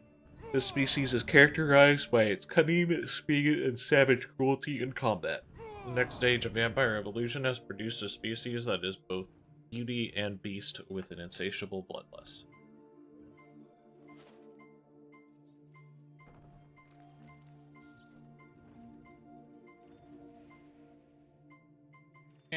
Can do the Dracula. Former knight chosen by the Brotherhood to defeat the Lords of Shadow and restore light to the world, Gabriel fulfilled his mission, but at a heavy price. Tormented by the death of his wife, betrayed by his faith, and led down a path to eternal darkness, he returns from oblivion to the highest tower of the castle to in search of revenge those who wronged him.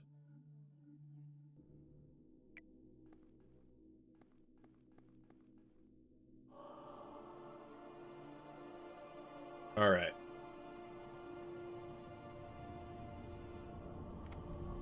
Let's bust some skulls.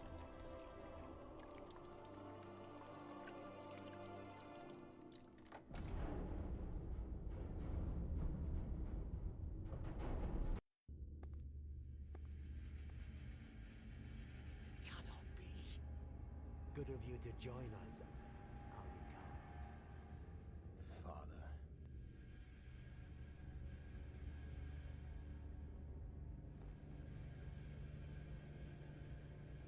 It's been a long time. It seems fate has given me a second chance. I have come to finish what I started. I know why you have come. I had hoped you would stand with me, son. Hope that you would understand why I must destroy the Brotherhood. Join me in remaking this world. Join you. Look at me. You've made me a monster. Father, you made me like you. A creature that thirsts for blood, filled with hatred. You should have let me die that night. No matter. It all ends now. Let him go. This is between me and you. He is a Belmont. I will not suffer that bloodline to live any longer.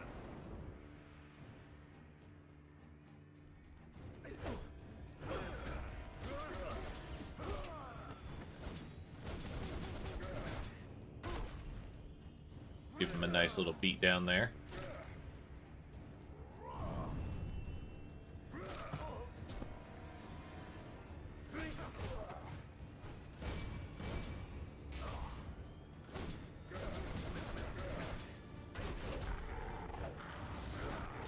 Damn. Didn't get a parry on either of those.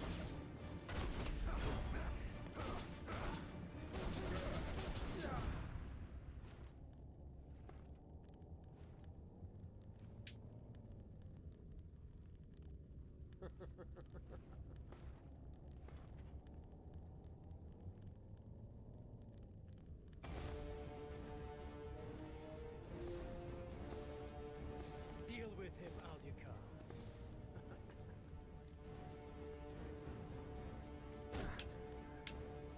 No!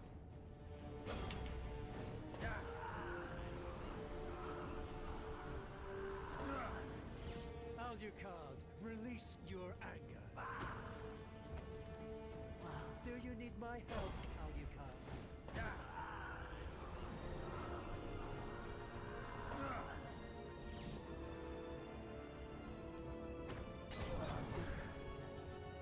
He fights well, don't you think? Come on. No.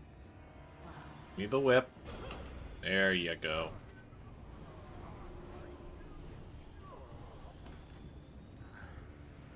You're pathetic.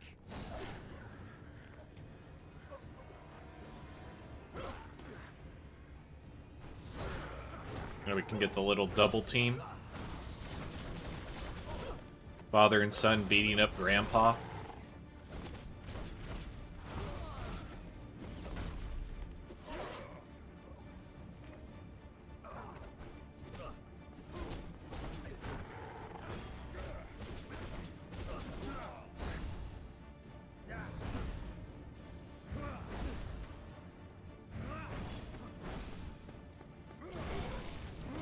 No, Simon! It must be you!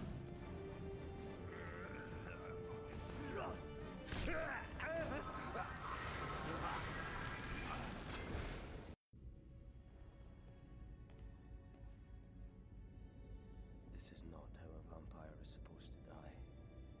What do you mean?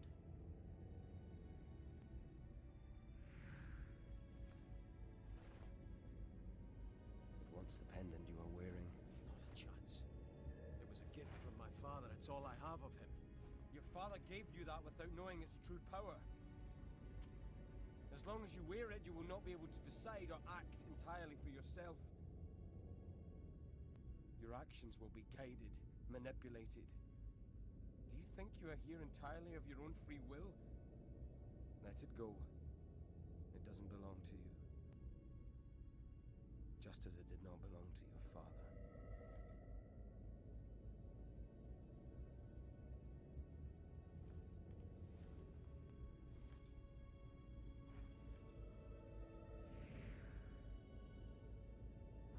Will you tell me now who you are?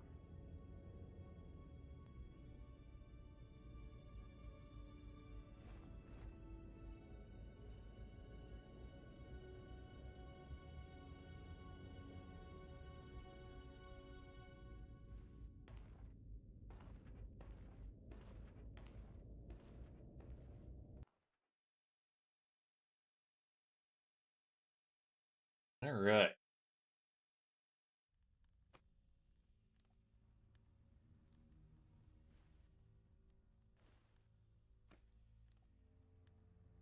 That's your father's, Simon. Please, leave it. It's not a toy. Why has the Brotherhood waited until now to tell you this? I don't know. I suspect they believed he would not return. It must be me, Cypher. It can be no other. You understand that, don't you? For the honor of my own family, I cannot live with this shame. I must protect you and Simon from this. I must avenge my mother.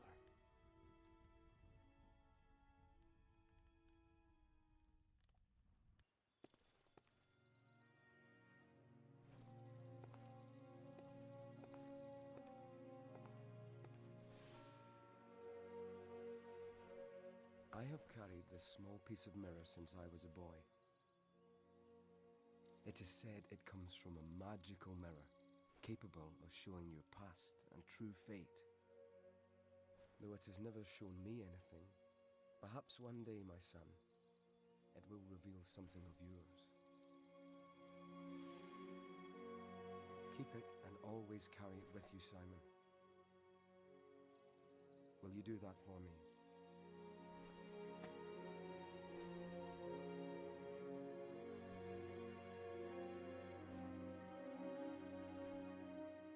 If I have not returned by dawn, take the boy and leave this place far behind.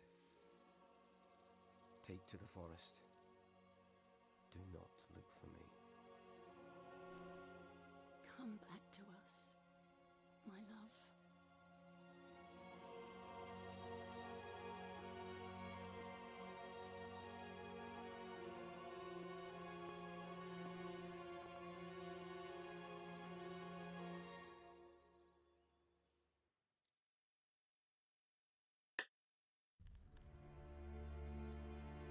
So they made Gabriel Belmont turns into Dracula at the end of the DLC for Lords of Shadow 1. And then, what happens to Trevor for this thing? It's, how he's gonna end up becoming another character. So, nice thing about Trevor is that since he starts with a double dash, he can already do double jump dashing immediately.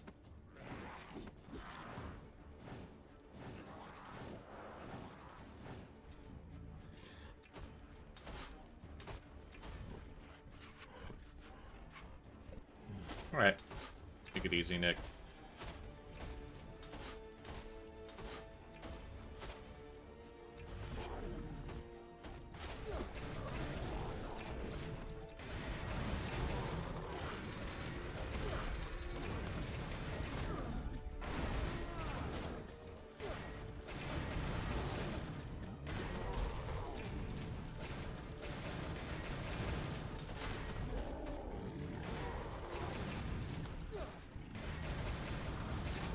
Damn, I did not remember it taking this long to kill this guy.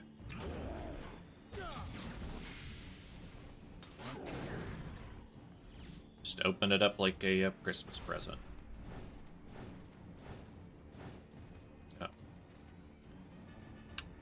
The ghost floated in the air and then suddenly went inside an enormous armor. I raised my shield, and with all my might as a huge mace crashed down upon me. My arm shattered as I received the first blow. With the second, my shield is gone. God knows I won't withstand either. Actually, another guy over here that I missed. Doesn't look like it.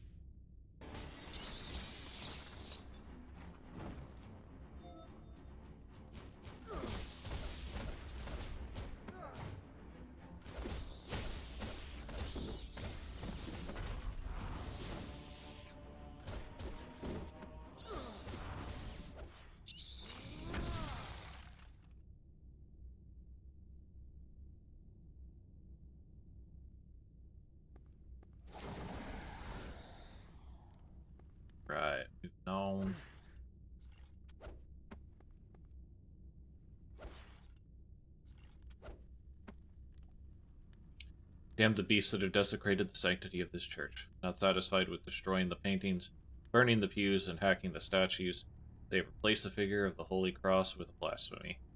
By my knightly honor, I swear I will rid this place of all evil. Sure you will, buddy. Forget. No. Wasn't sure if I could grab that immediately.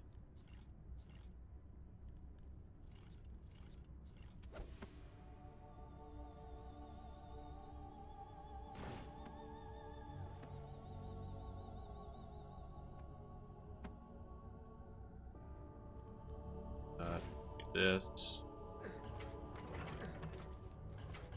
Good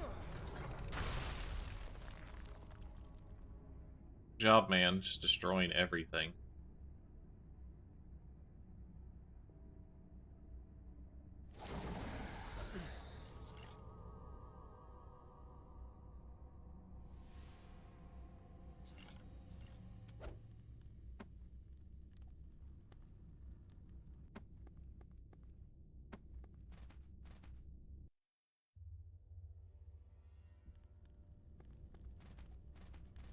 This is a place where you're kind of in relatively limited area, so it's somewhat better to just roll a lot of places.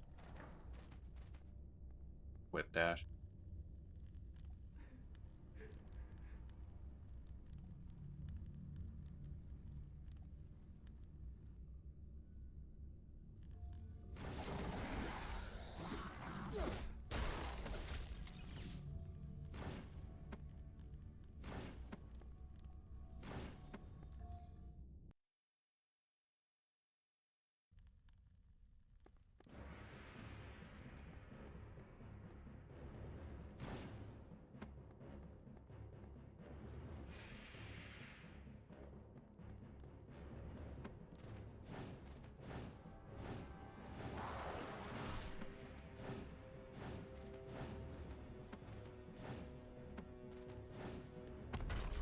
Yeah, nothing here except this, huh?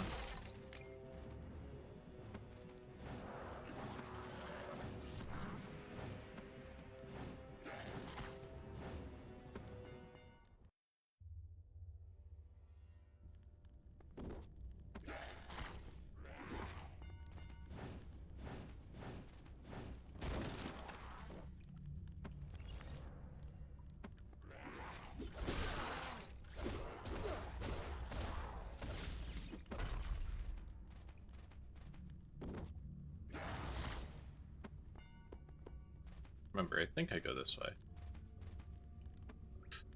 Ooh. It's always worrying when you do that type of a fall. 9 times out of 10, it's just spikes and you die. Despite the fact you could never see what's on the bottom of the fall.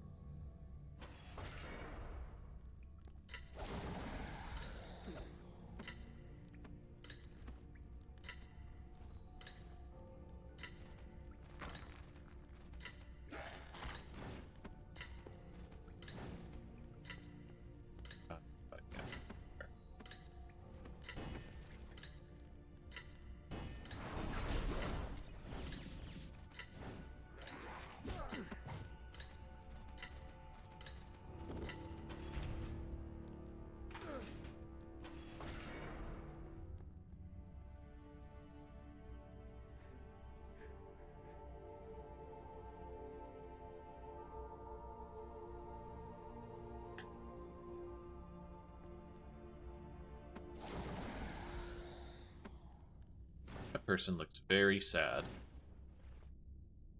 Oh well. Not our problem.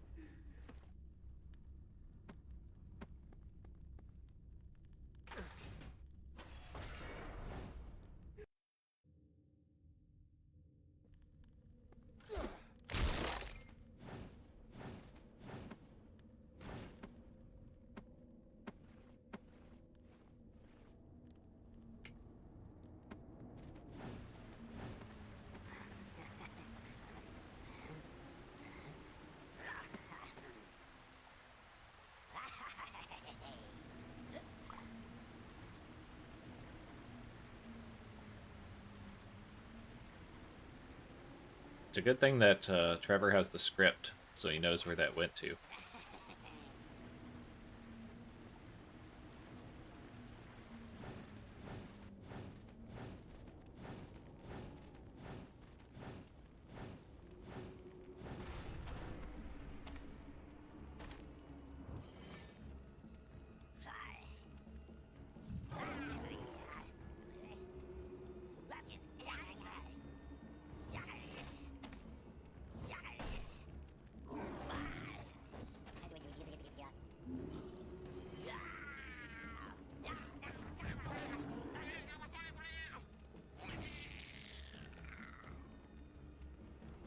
There's your 3D shot for 3DS.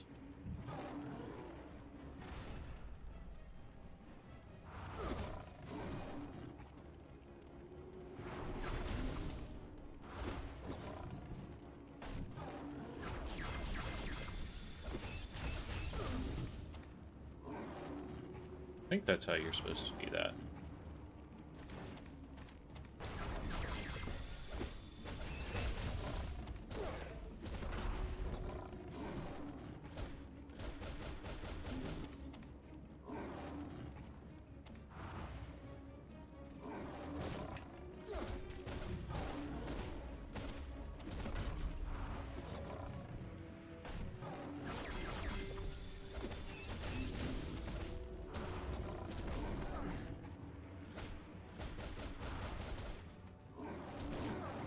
Ah. That roll backwards. Boop. Just bonk him on the head. Give him a little boop.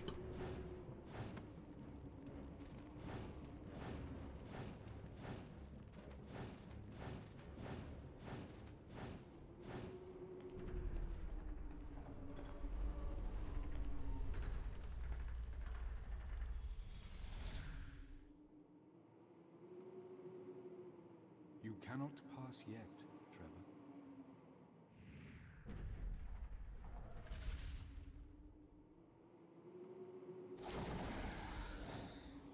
Apparently he has the script also.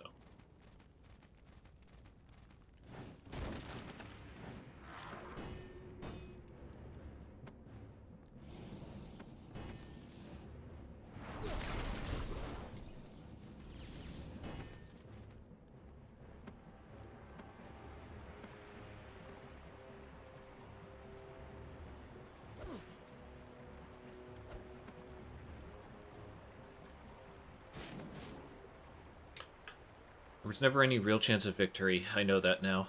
When the giant hit me with the enormous axe, I was thrown aside like an insect. I no longer have the strength to fight back, only to the hope that whoever reads my final moments will not make the same mistake. Don't think twice, brother, run away.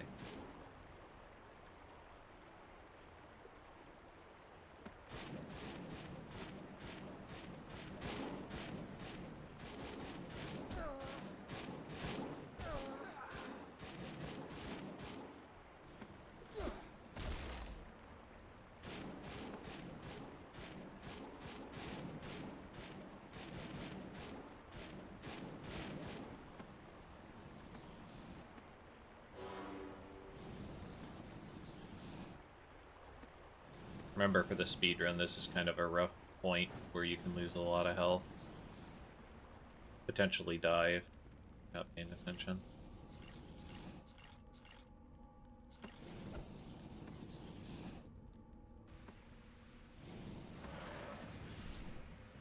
Especially with that guy there ready to sucker punch you.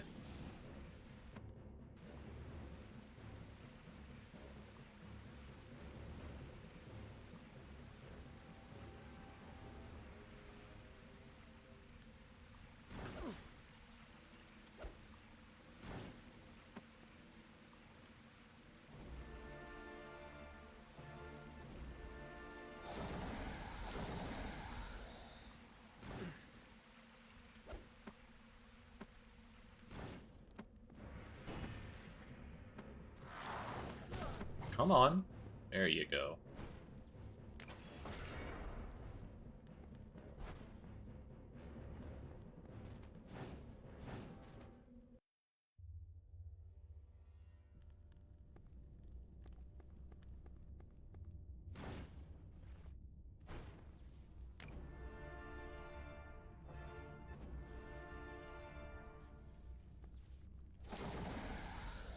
onward.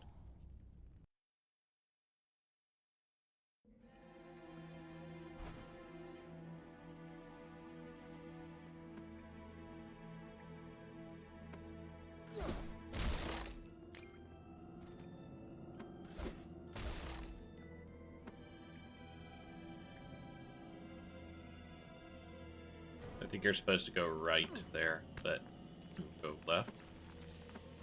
See what's going on over here.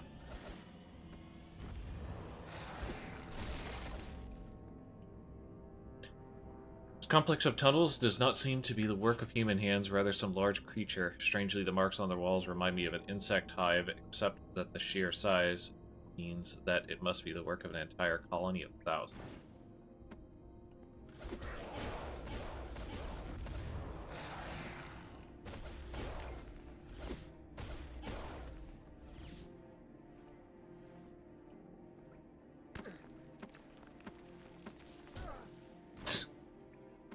Nice and fair. God, this fucking game.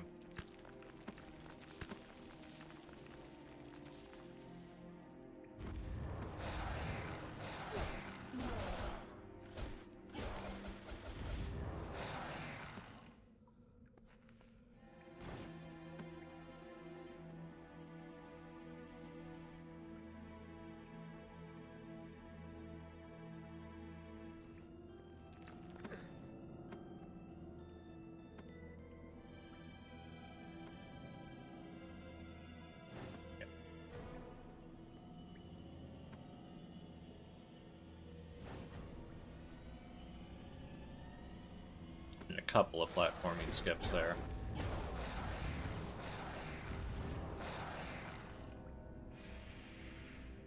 Alright. Now we fight the boss. After this boss, we'll do some catching up on that bestiary. Some of Trevor's abilities.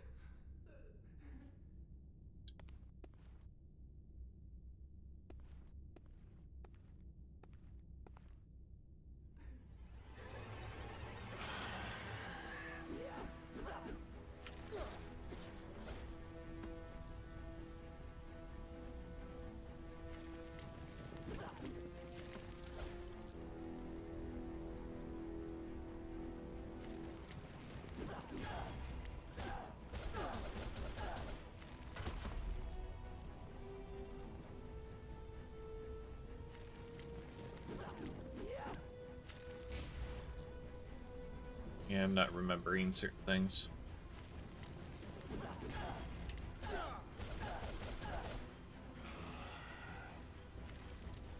And from here we need to do the dodge or the jump over? Jump over.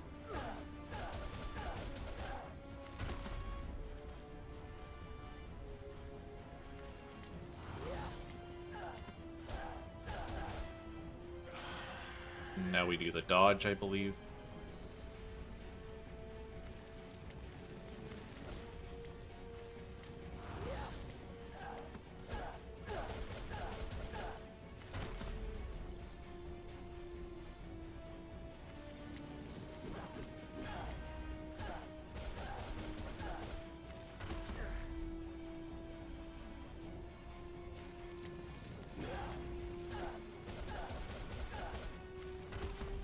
Bam.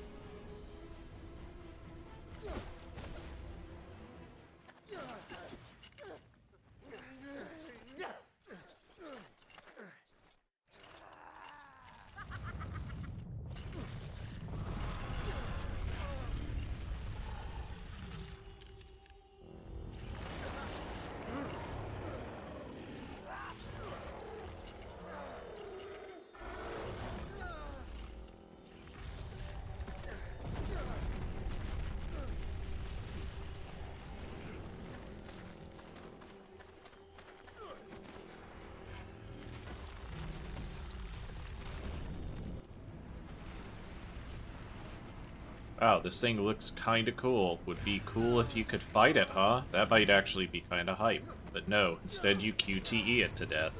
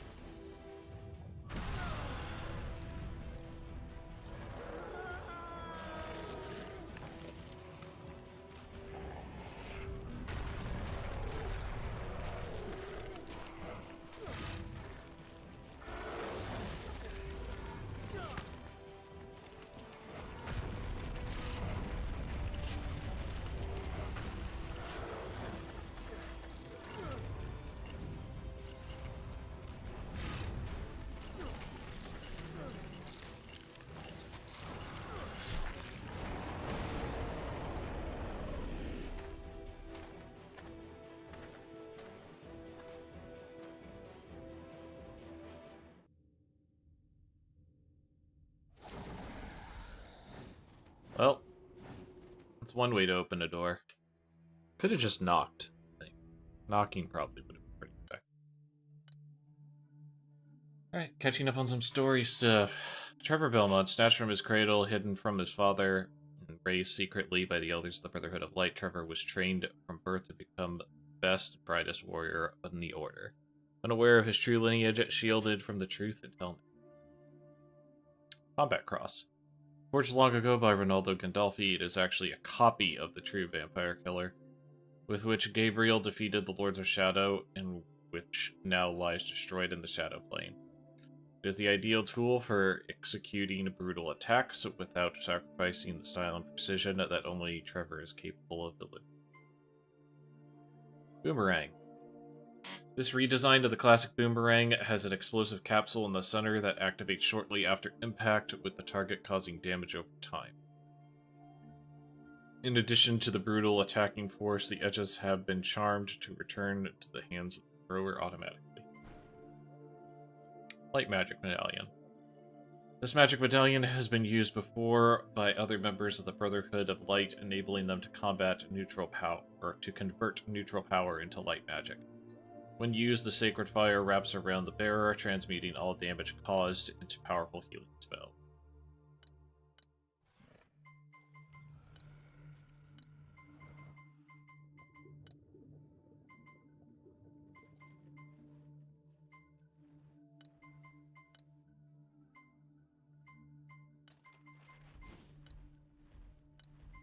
Giant Bat. With the arrival of the vampires, the bats, accustomed to the darkness and putrefaction of the lower sections of the castle, began to feed on the blood that their new masters offered them. Quickly, these tiny defenseless creatures grew disproportionately and became dangerous predators, devouring creatures that had once preyed upon them.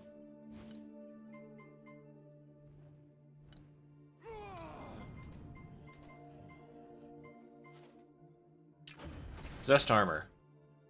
Tired of the living that disturb their rest.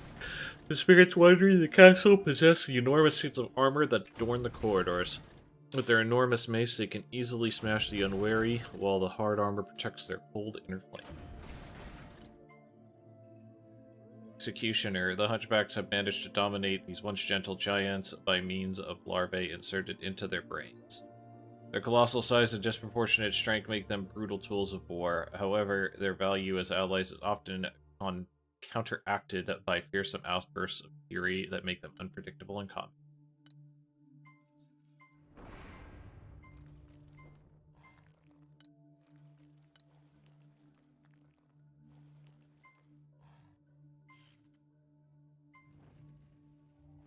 Lady of the Crypt. Although known by the title of Lady due to the female appearance of its appendage, this mysterious creature is actually an enormous, deformed insect that lives in the depths of the crypt. For centuries, the cunning beast has grown, feeding on the damned thrown into its dark pit, whilst in the process of learning to imitate them in order to lure new prey.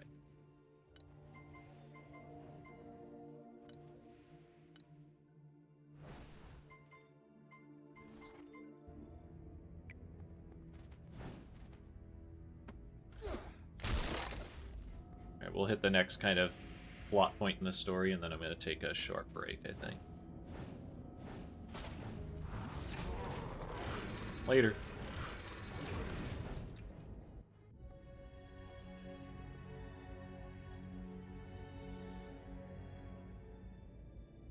Welcome, Trevor. I've been expecting you. Who are you? How do you know my name? I know all. I am here to make sure that everything happens tonight as it is supposed to happen. I am here to guide you. Guide me? I don't need anyone to guide or direct me. Move aside! As you wish. However, your fate has already been sealed, and there is nothing you can do to change it. I am sorry to say that you will not achieve your objective, and your wife and your son will suffer the consequences of your failure.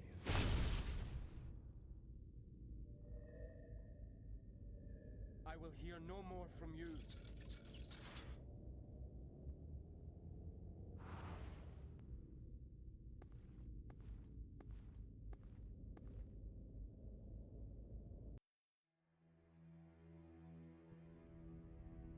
a shame that guy can't talk now. That might have been useful for some of the other characters to converse with them, Trevor.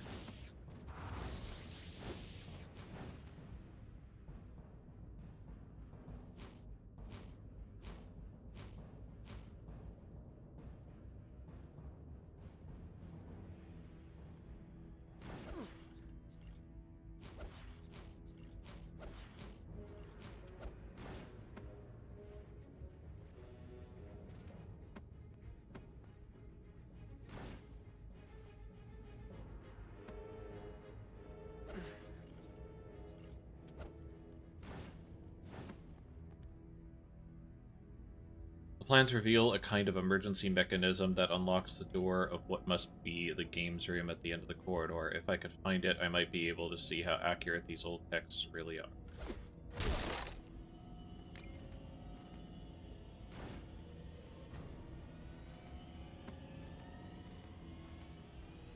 Once again, we're going to have a little timed thing here.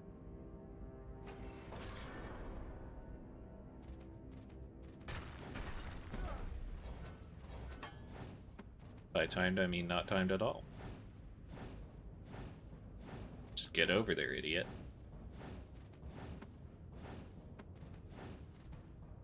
No, don't fight those guys. That's a waste of time. Cool, doorway there.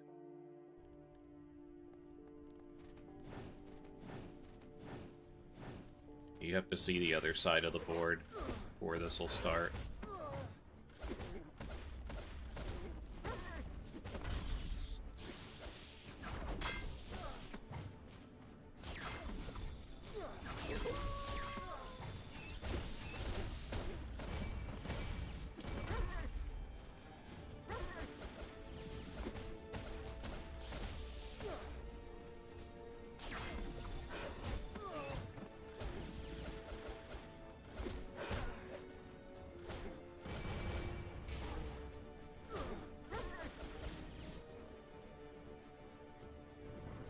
Right. We're into this death trap room.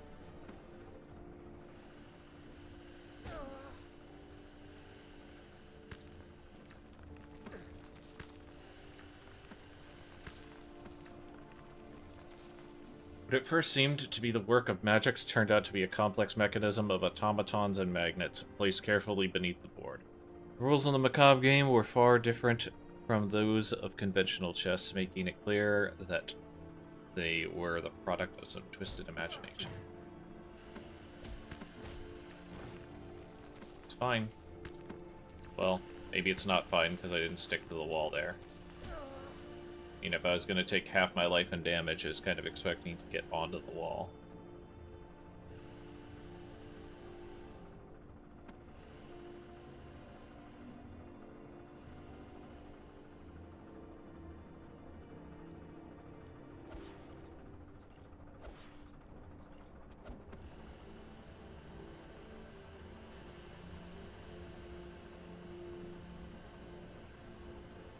Guess that fart gas just keeps going.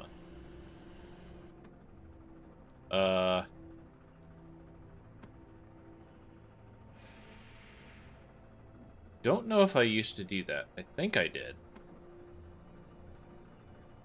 That felt like a further drop than normal.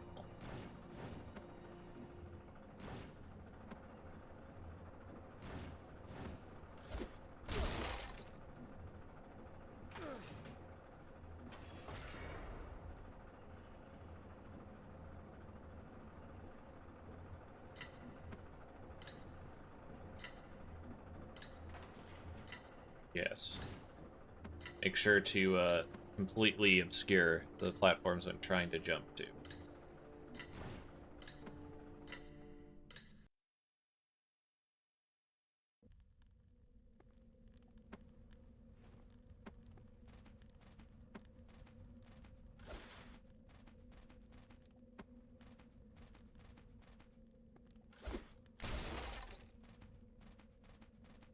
Well,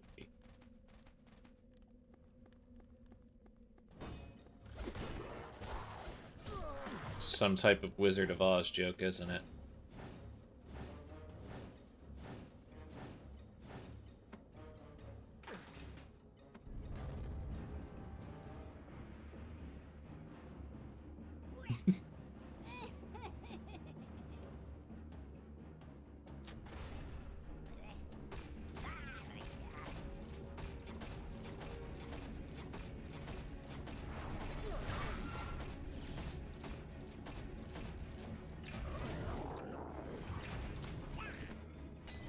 No, I'm not anywhere near Kansas City.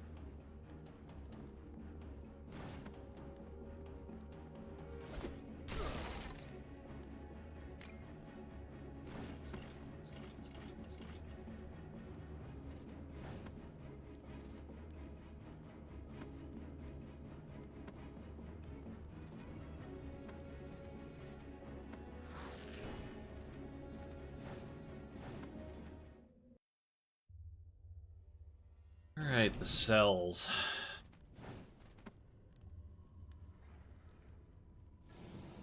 Just damage boost this real quick.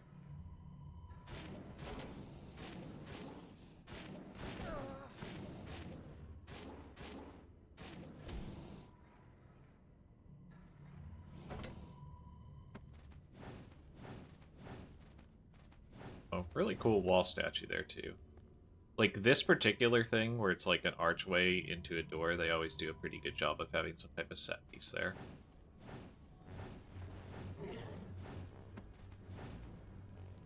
It's a shame the interiors of the buildings don't have nice set pieces like that.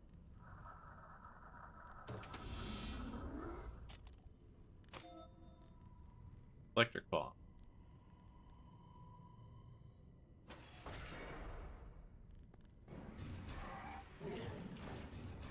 Later.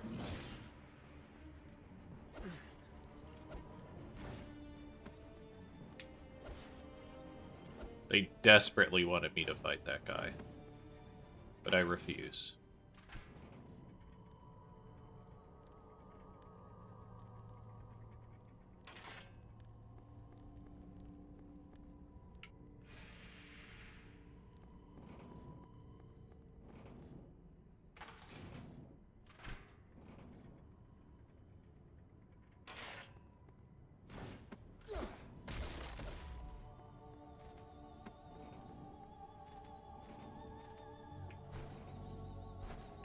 Shadow magic. Alright.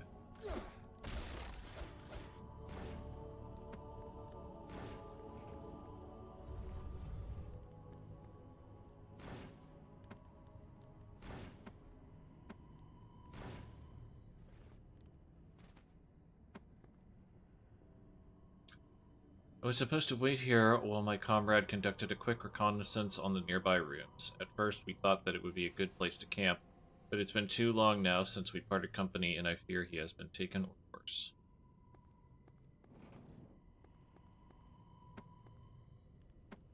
Fears he's been Liam Neeson.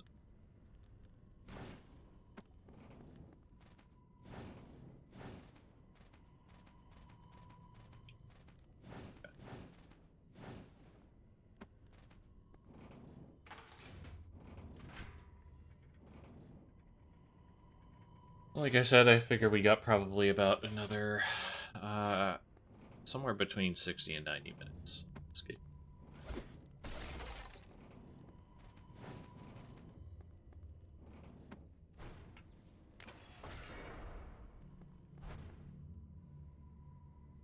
Trapped. I spent my final hours troubled by dangers awaiting my comrade, who I couldn't warn. I trust his fate will be better than mine. It wasn't. You all dead.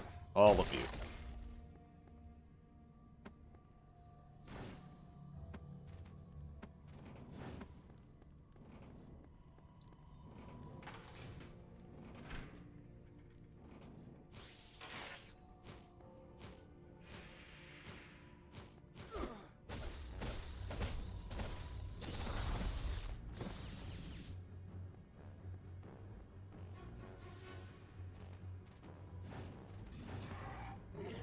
that just leads that way.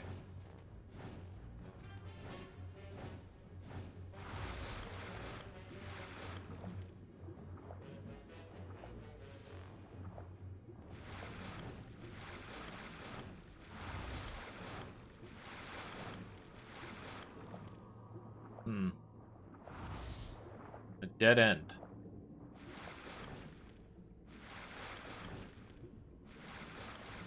Unfortunate.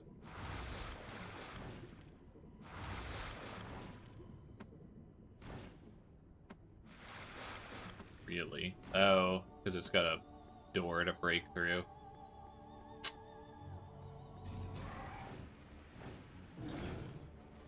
Glad that guy jumped back in the water. Would have been embarrassing otherwise.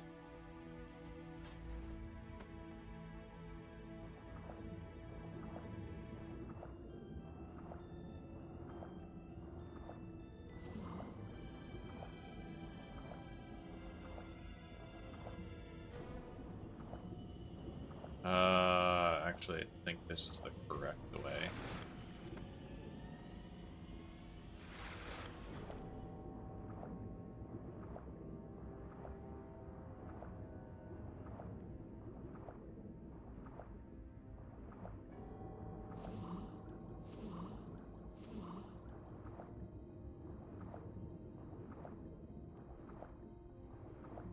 Trying to go to incorrect ways.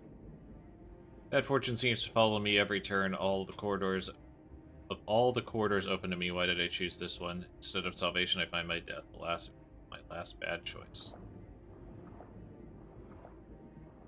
Swim faster, idiot. Use this sonic bubble machine.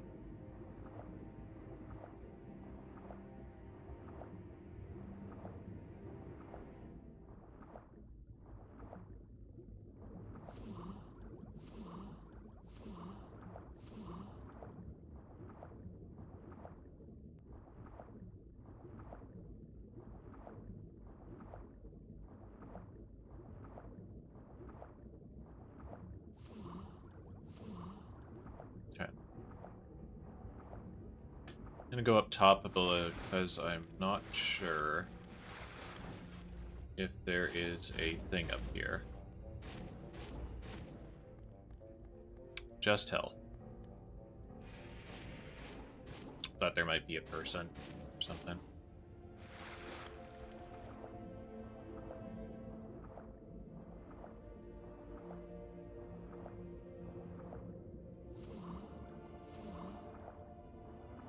Okay, time to swim through.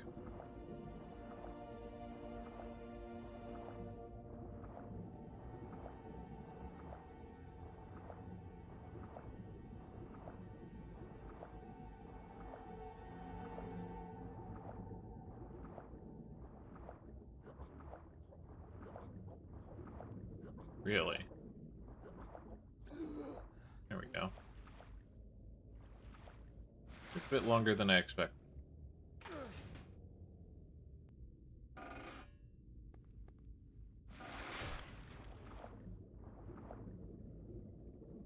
Shall check the remainder of this place.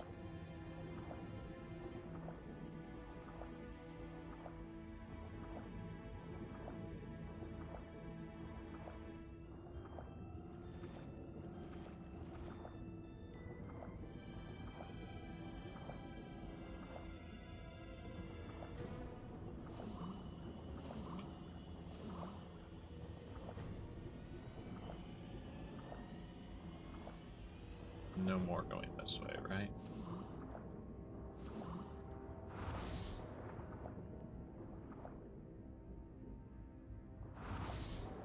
Yeah, just a big open room.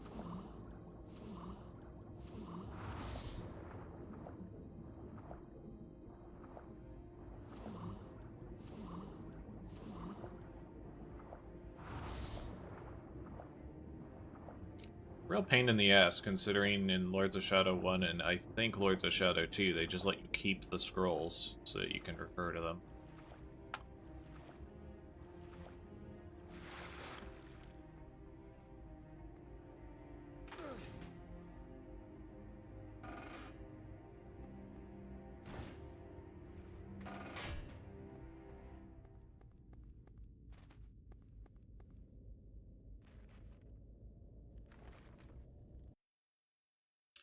Before continuing on this path, you must find all my comrades, bearers of the Order, who have been locked inside the dreadful vertical prison without leaving a single one, then use both magic medallions wisely.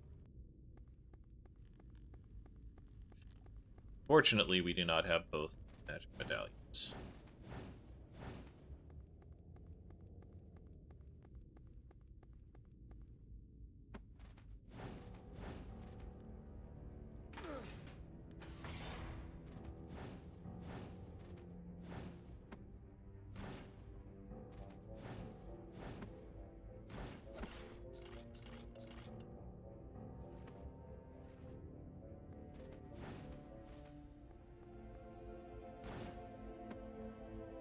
So, back to the vertical prison.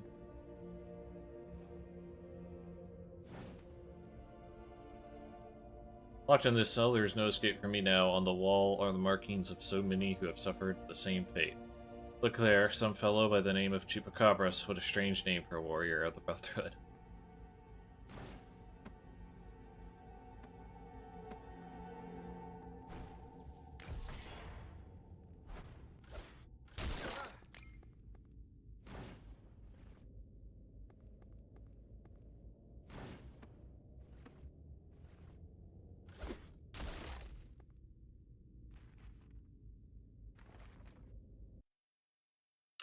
Before continuing on this path, you must find all my comrades bears the blah blah blah blah.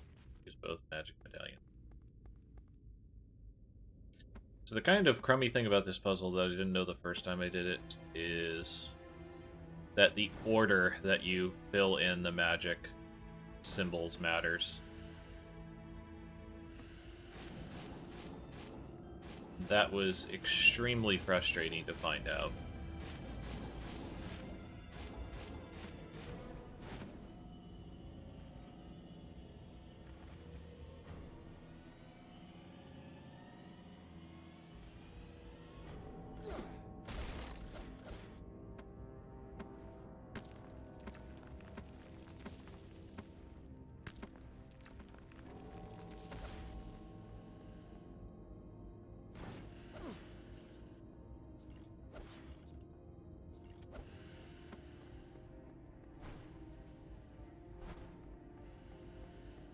Especially with that one where it's like, you need shadow magic for this, so backtrack again, idiot.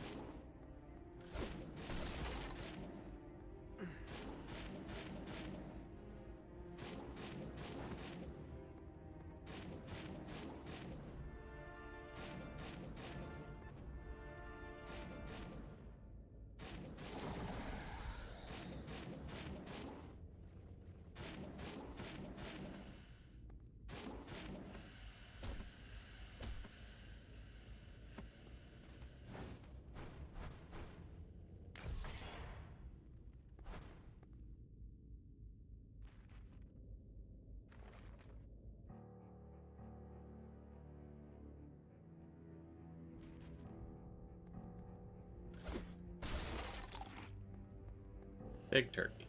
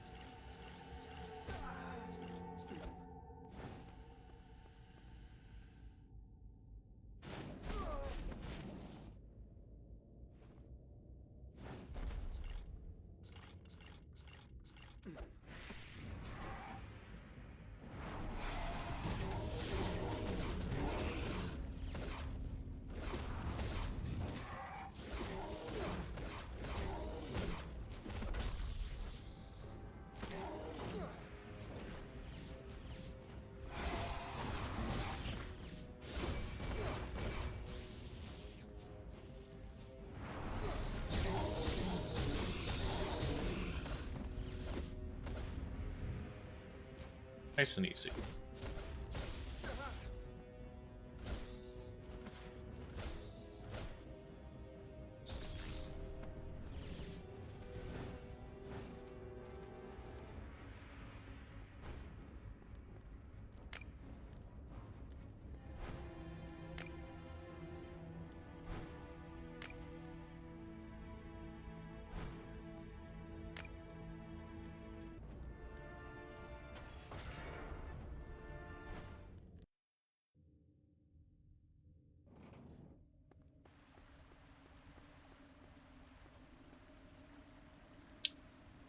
From here, there is an intricate complex of underground tunnels flooded completely with water. Should anyone manage to get through, I beg you search for my comrades and tell them I never learned to swim. Maybe they will come for me. Well, the first thing you have to know about swimming is it's usually pretty hard to swim when you're in full medieval plate mail.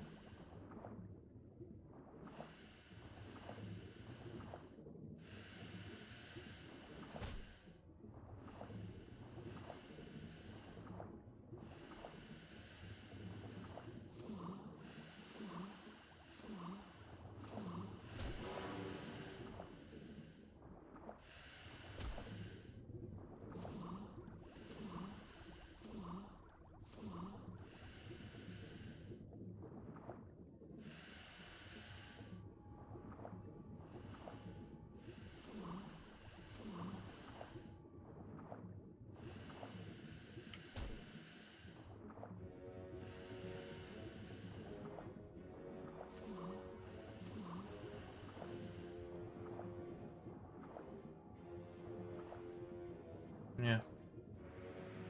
And probably a good thing that there's not a whole lot of, what's it called? A whole lot of corpses in the water to investigate, but...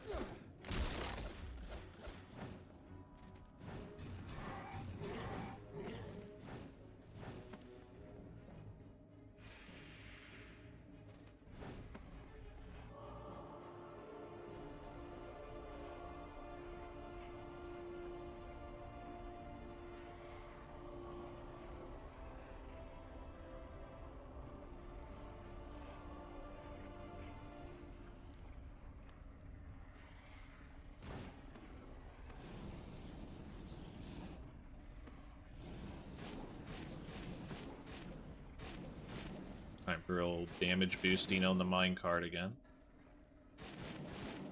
Or we get lucky. Oh yeah, so we're supposed to go that way. But, we can do this a little bit.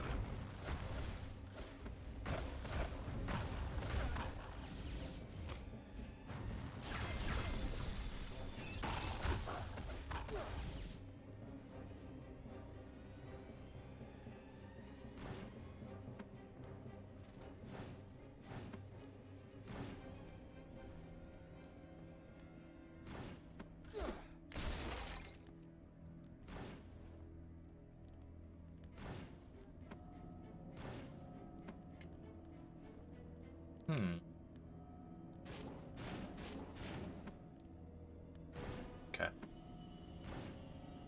I said, trying to make sure we leave no stone unturned. Well, reasonably. I am not 100% mapping this again. You out your damn mind if you think I'm that.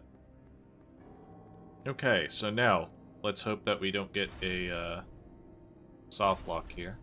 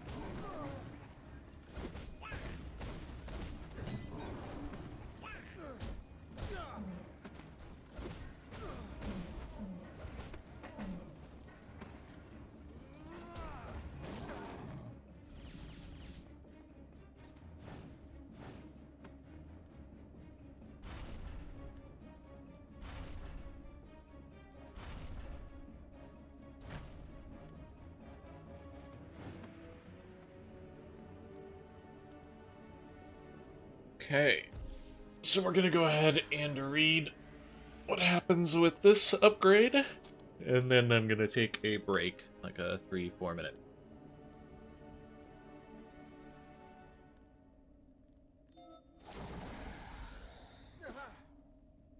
destroy the sacred stone doors. Alright.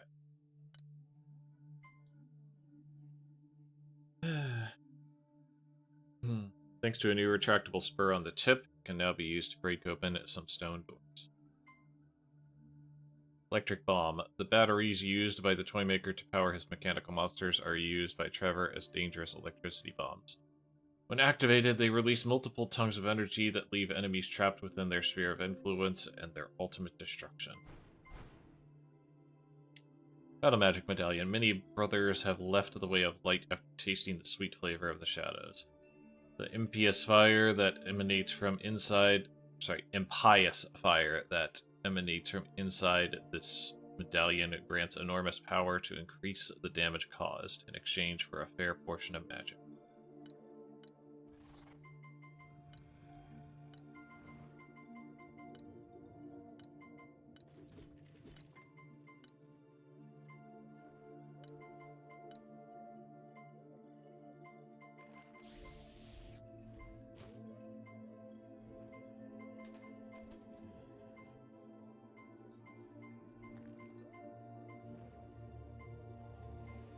Yeah, what do we have left? We have the Toymaker, and we have Damon Ward.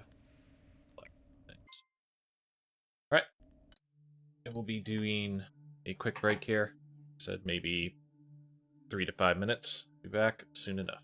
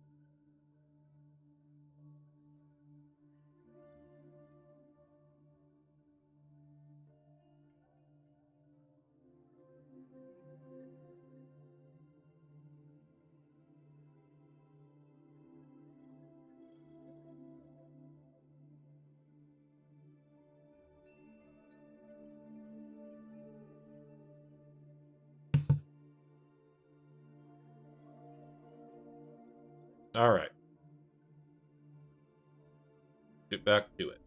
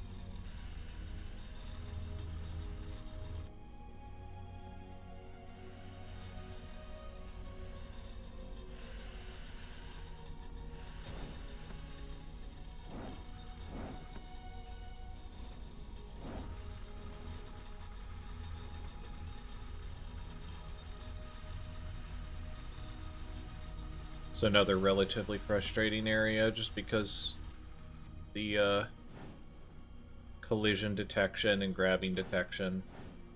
This area is not super great.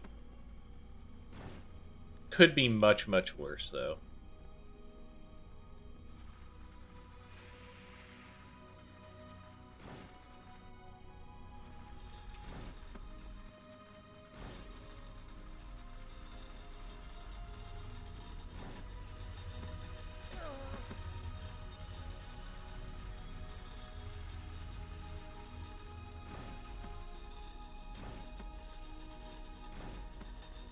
Come on.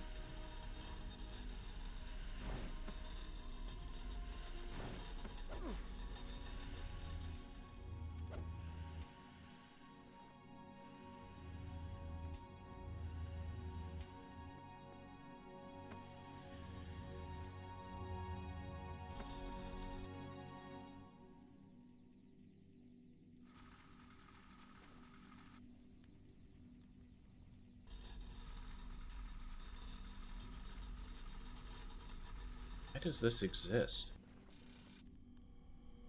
Oh, because that's a zip line. There remains a remote chance that I might actually defeat the Dark Lord. Tip of the mythical vampire killer that rid the world that bitch Carmilla remains somewhere in the castle. My message to find it and forge a weapon anew once again. Forge the weapon anew once again.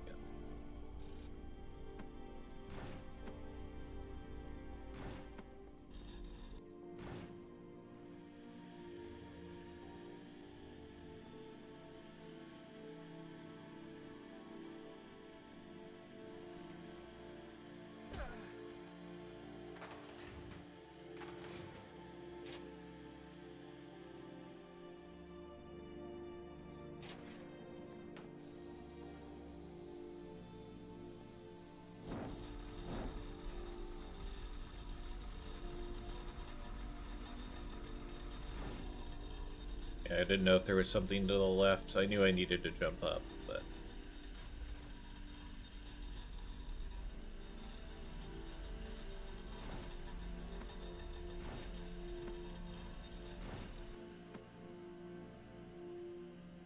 There's nothing left for me to do but to avenge my family. If anyone should read the scroll read this scroll dropped by the Brotherhood, know that I, the great pirate king, swear vengeance upon the dragon. I will not rest until he is dead and pledge that he will forever curse the name of Dynasty. There's Grant. See? Castlevania.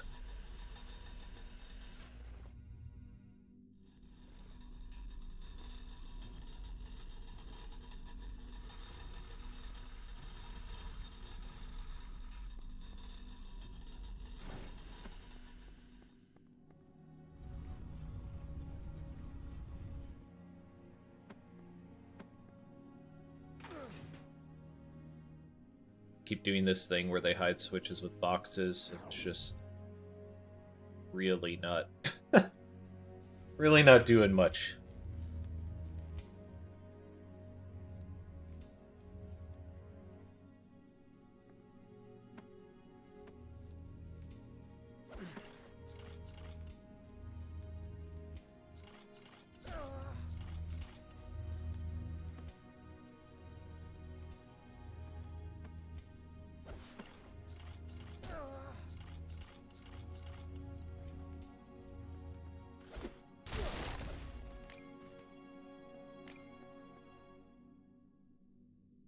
Inside the adjoining rooms, I found 2 magical seals with engraved messages. Less seal, doesn't matter when you ask, I'll always shelter you from the light.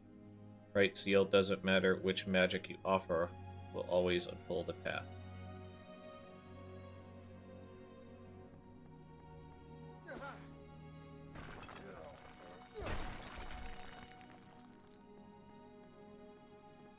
So I do know what the correct thing is. But shall do some exploration.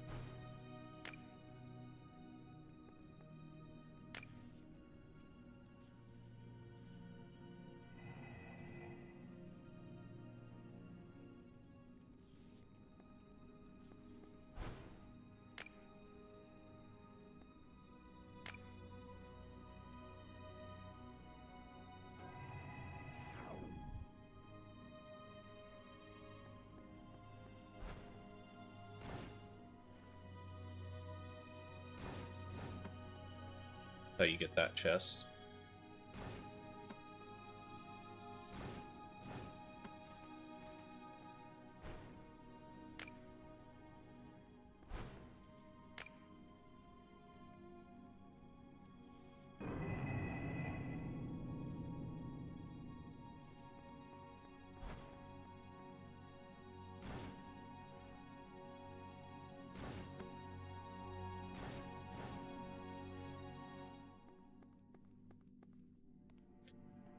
This is the shame part.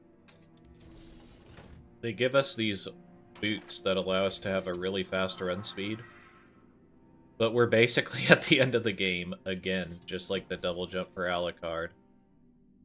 And quite frankly, a lot of the places around here are not very conducive to using them.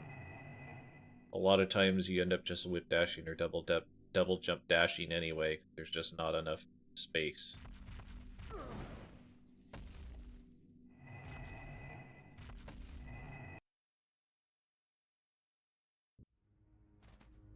Honestly, I should get the health restore, probably.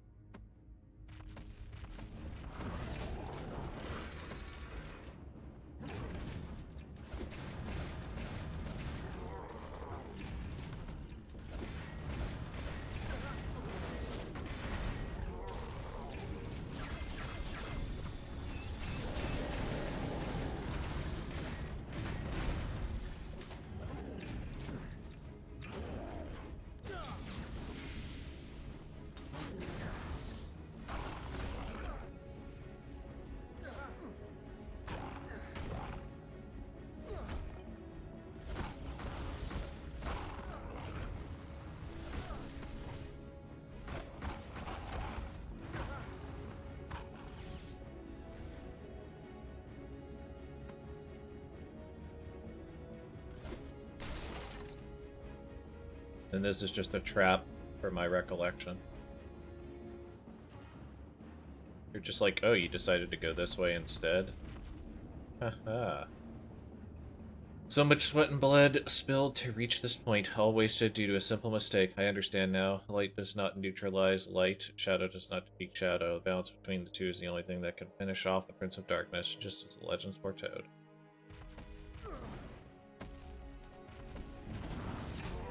See, just get locked in here.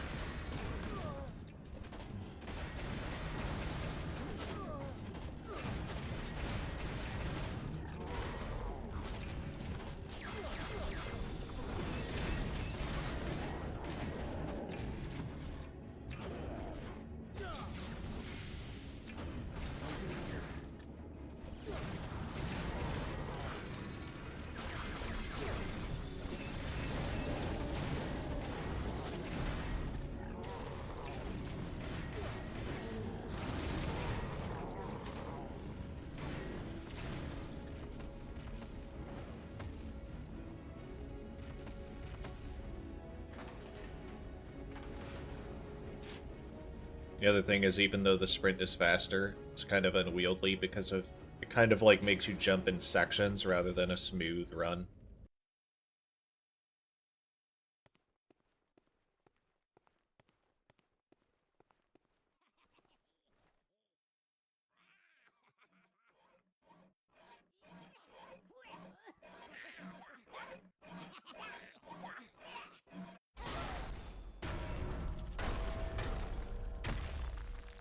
I mean, they just wanted to destroy the bell in general. This whole trap thing is just a lucky coincidence for them.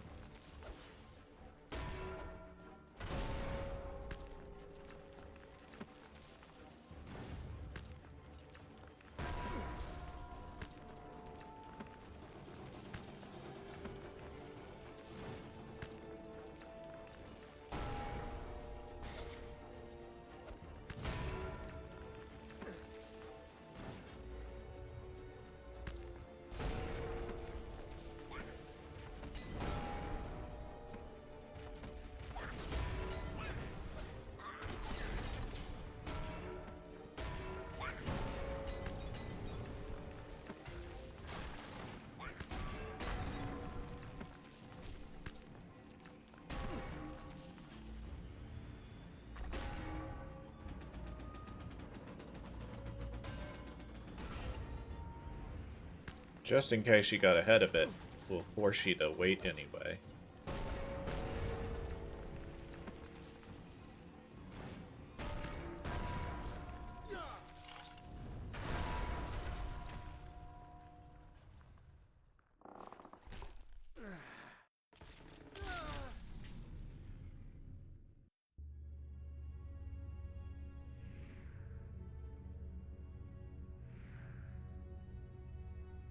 I totally knew you were going to eat shit here. That's why I showed up.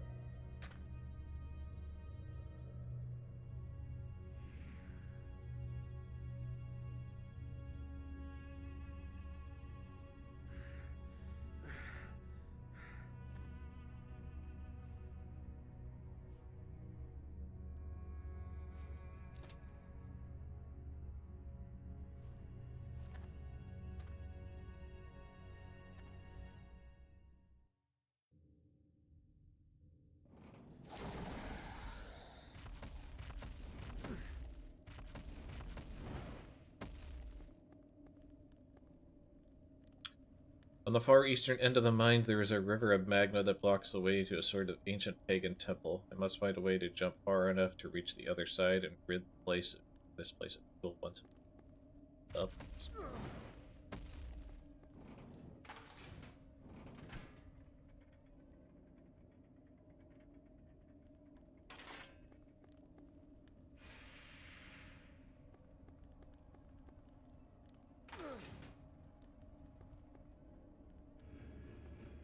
I feel like in the background, see the witches.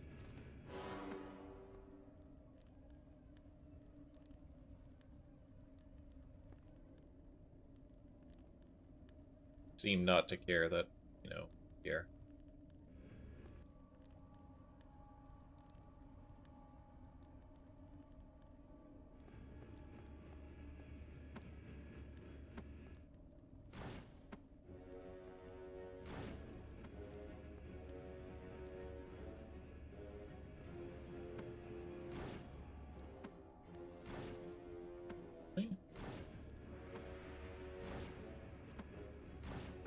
Huh.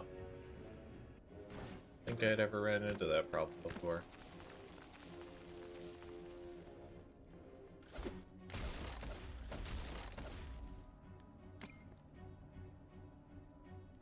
I was attracted by the hypnotic voices echoing through the castle, awakening an uncontrollable carnal lust within me. Their song fogs my mind, clouds my will, and invites me to take part in some forbidden game. Give me Celia, I cannot control my actions.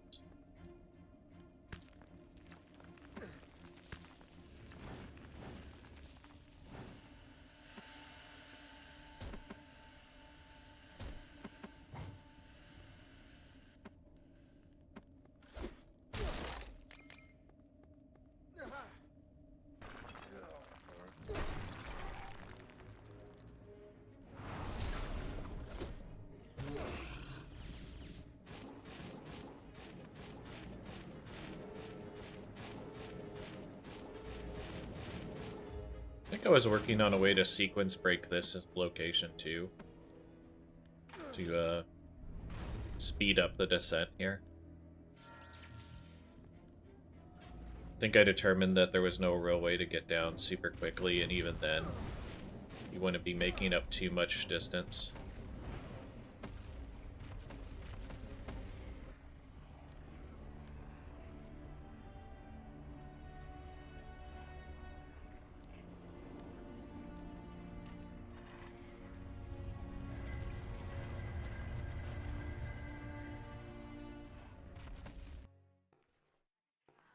Come again, great demon lord. Free us from him. Time for your vengeance has come. Come again, great demon lord. Free us from him. Time for your vengeance has come.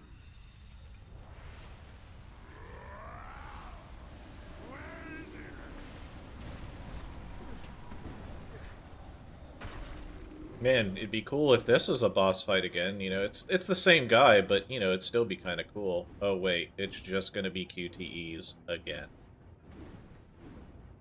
So they give you this traditional, like, shadow magic, light magic thing from the first game, and that'll show up in the second game.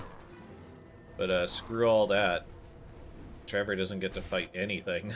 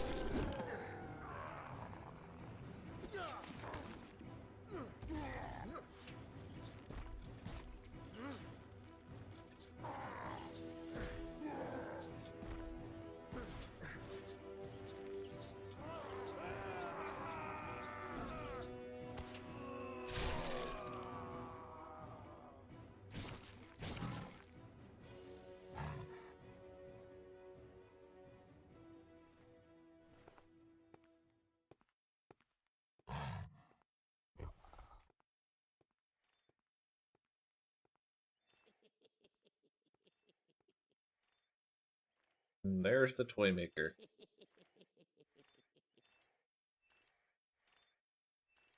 In which you'd have to dig through data logs to even figure that out.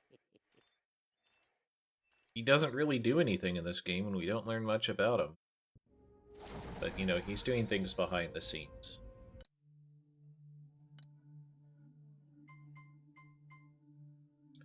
Speed boots! You know, no fancy name, they're just speed boots. Designed by the Toymaker to give the war messengers greater speed, this prototype perfectly combines complicated engineering with the purity of its magic components. All that is required is to step forward twice to activate the propulsion mechanism and disappear in a cloud of mist.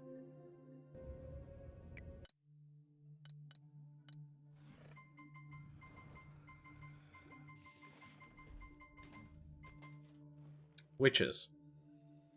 Cursed from birth and indoctrinated by their sisters in the art of dark magic, the witches have spent centuries hiding from the world in the depths of the earth. Subjugated by the power of the new Dark Lord, they use their knowledge of the dark arts in the Shadow Plane to attempt to defeat him and claim their dominion of the castle.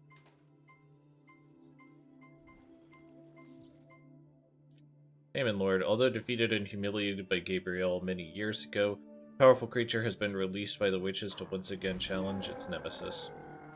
Harboring a profound hatred, it is sworn to destroy the offspring of its enemy before returning to the Shadow Plane whence it came.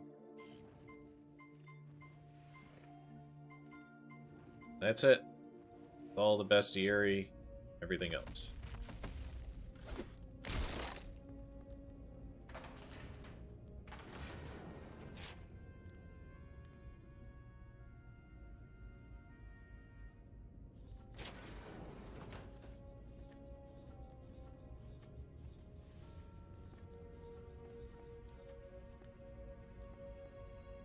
I mean, you know who Trevor is. Alucard's scenario is before this, and it's blatantly obvious that it's Trevor. Like, there's no mystery to be unfurled here. At least not in my view.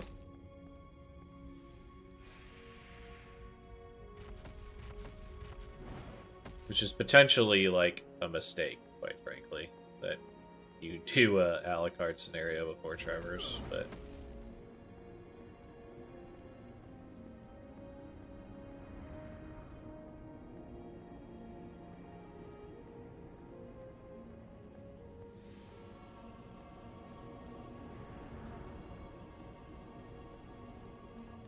You mean puppet? That is the personification of fate. Per the data log in this. Come out and face me.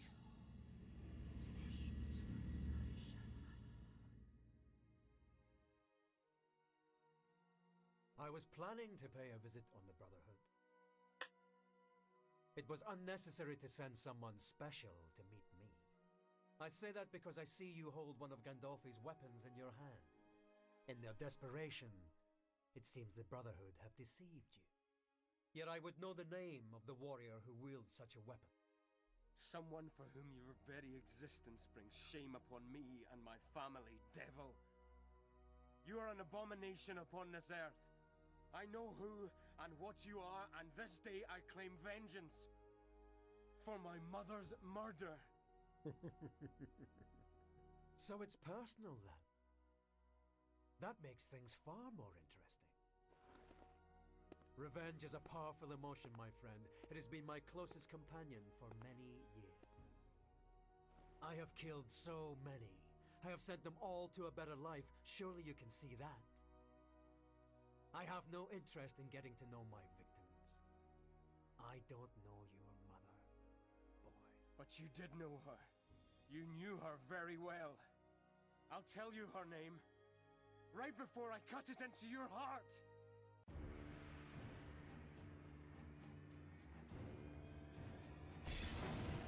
I mean, if you hate that belt, then what do you think of Simon's belt in this game?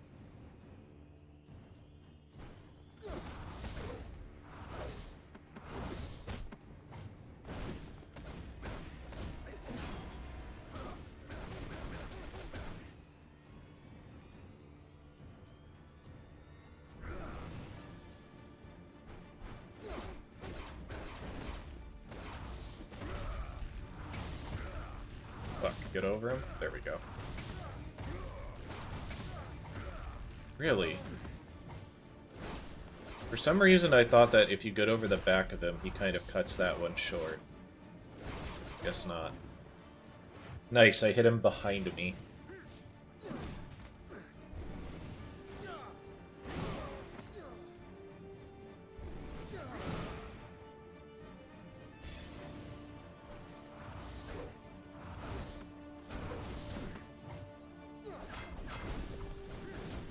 I was curious.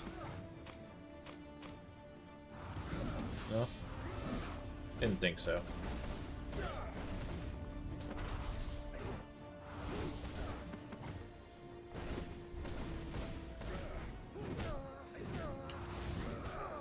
Damn it.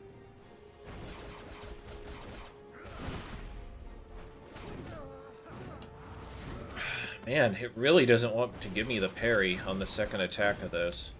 There we go.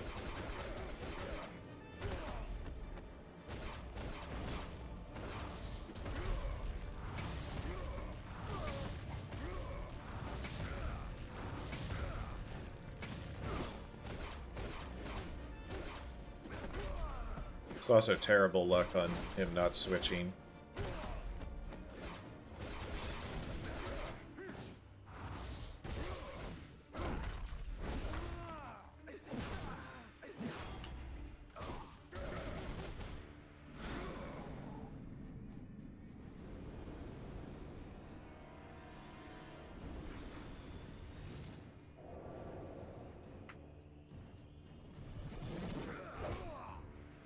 So it looks like a belt that you could actually wear and still move in, somewhat. Now you'll know who my mother was. As opposed to Simon's, where it's just it's an enormous chunk of metal that stops him from bending at the waist in the slightest.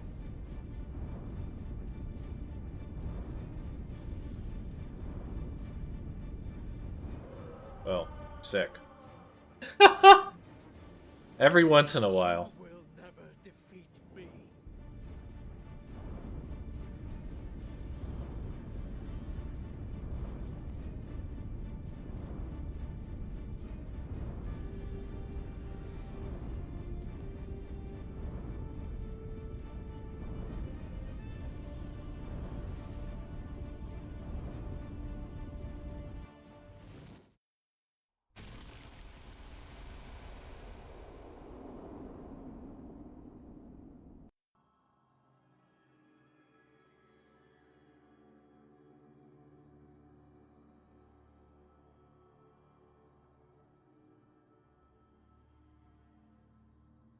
It's all one big piece of metal. There's no way he's bending over with that.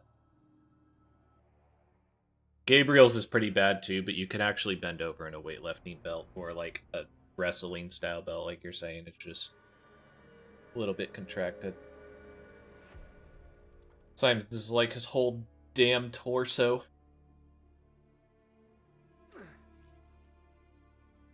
Yeah.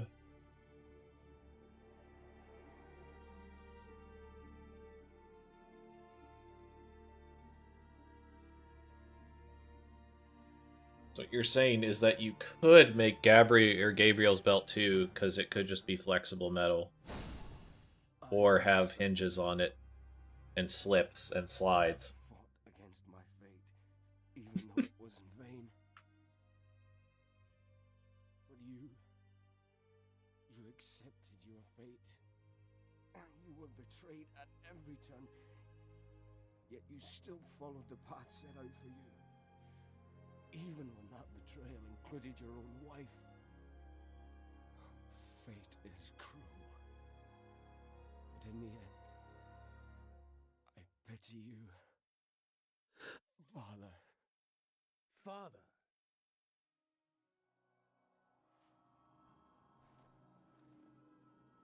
What is this?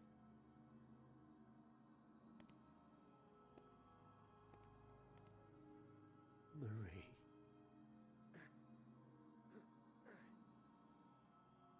Damn you! Why? No! I'd like to mention that this breaks canon with LOS1 also. What he does here.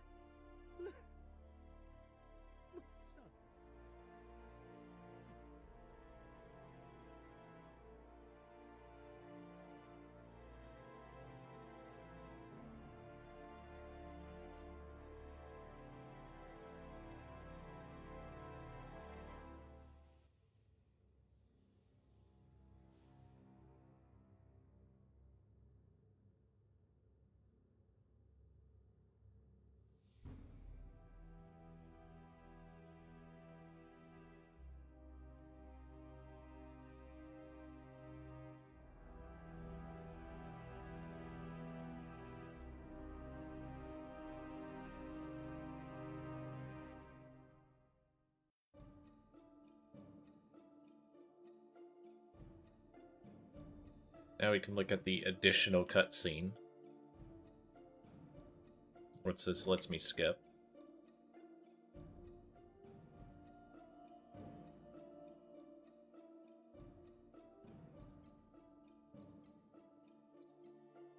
Can't skip this, right? I'm pretty sure you can skip this.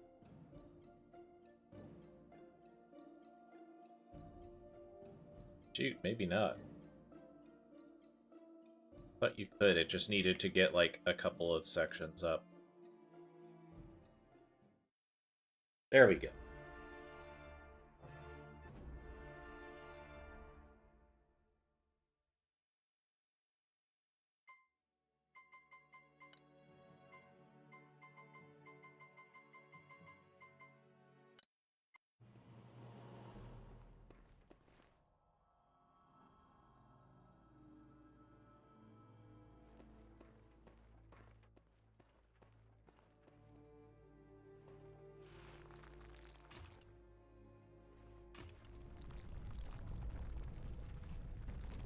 And that's how he finds the piece of the vampire killer that was in Carmilla, that he will then forge into the Christogram.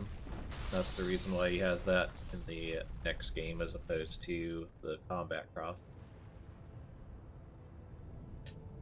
Because Dracula's castle is filled with dynamite in every game and instantly collapses the minute anything happens to it, this happens.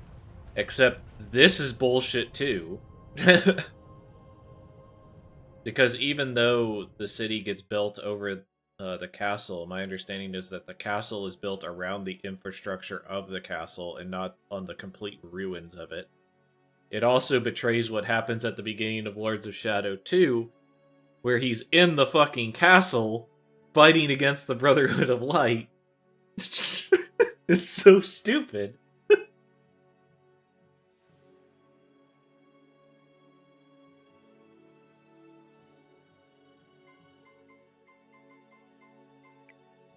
So, what I was saying is, that doesn't make any sense because if I load up Lords of Shadow 1 again real quick, I can probably find it pretty quickly.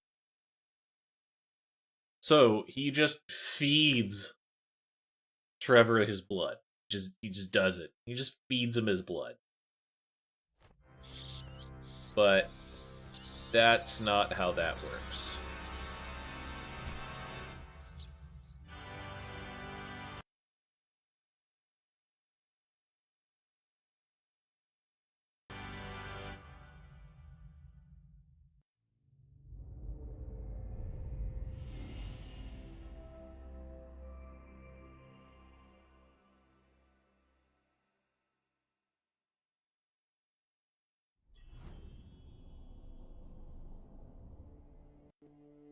Like, I need my other controller.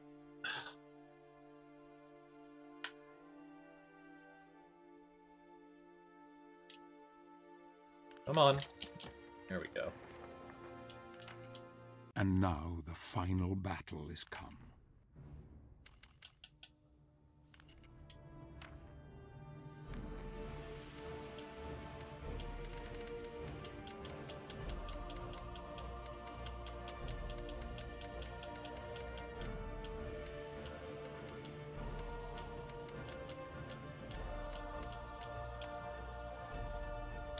A vampire can be born from many different creatures.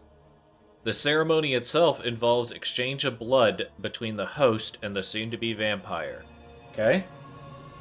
However, vampirism has to be accepted by the recipient, so it remains exclusive to intelligent creatures. So basically,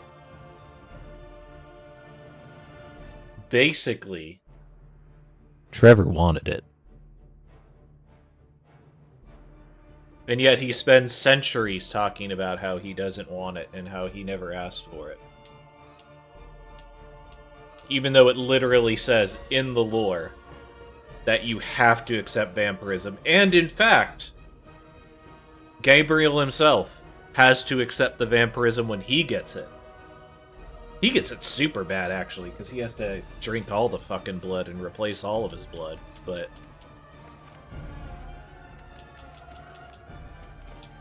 basically, every game after the first is stupid, and their stories all suck, and they all contradict the fucking basic stuff that was set up in the first game.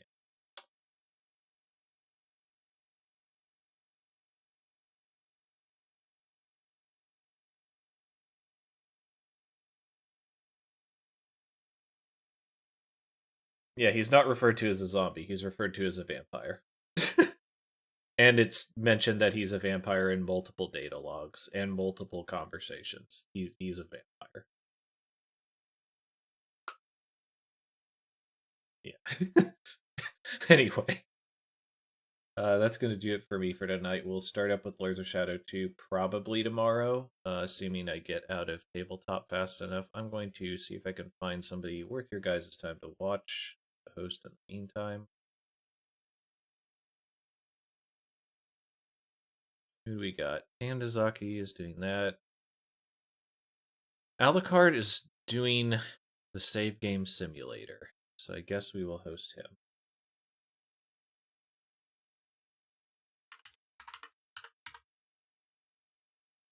Please enjoy.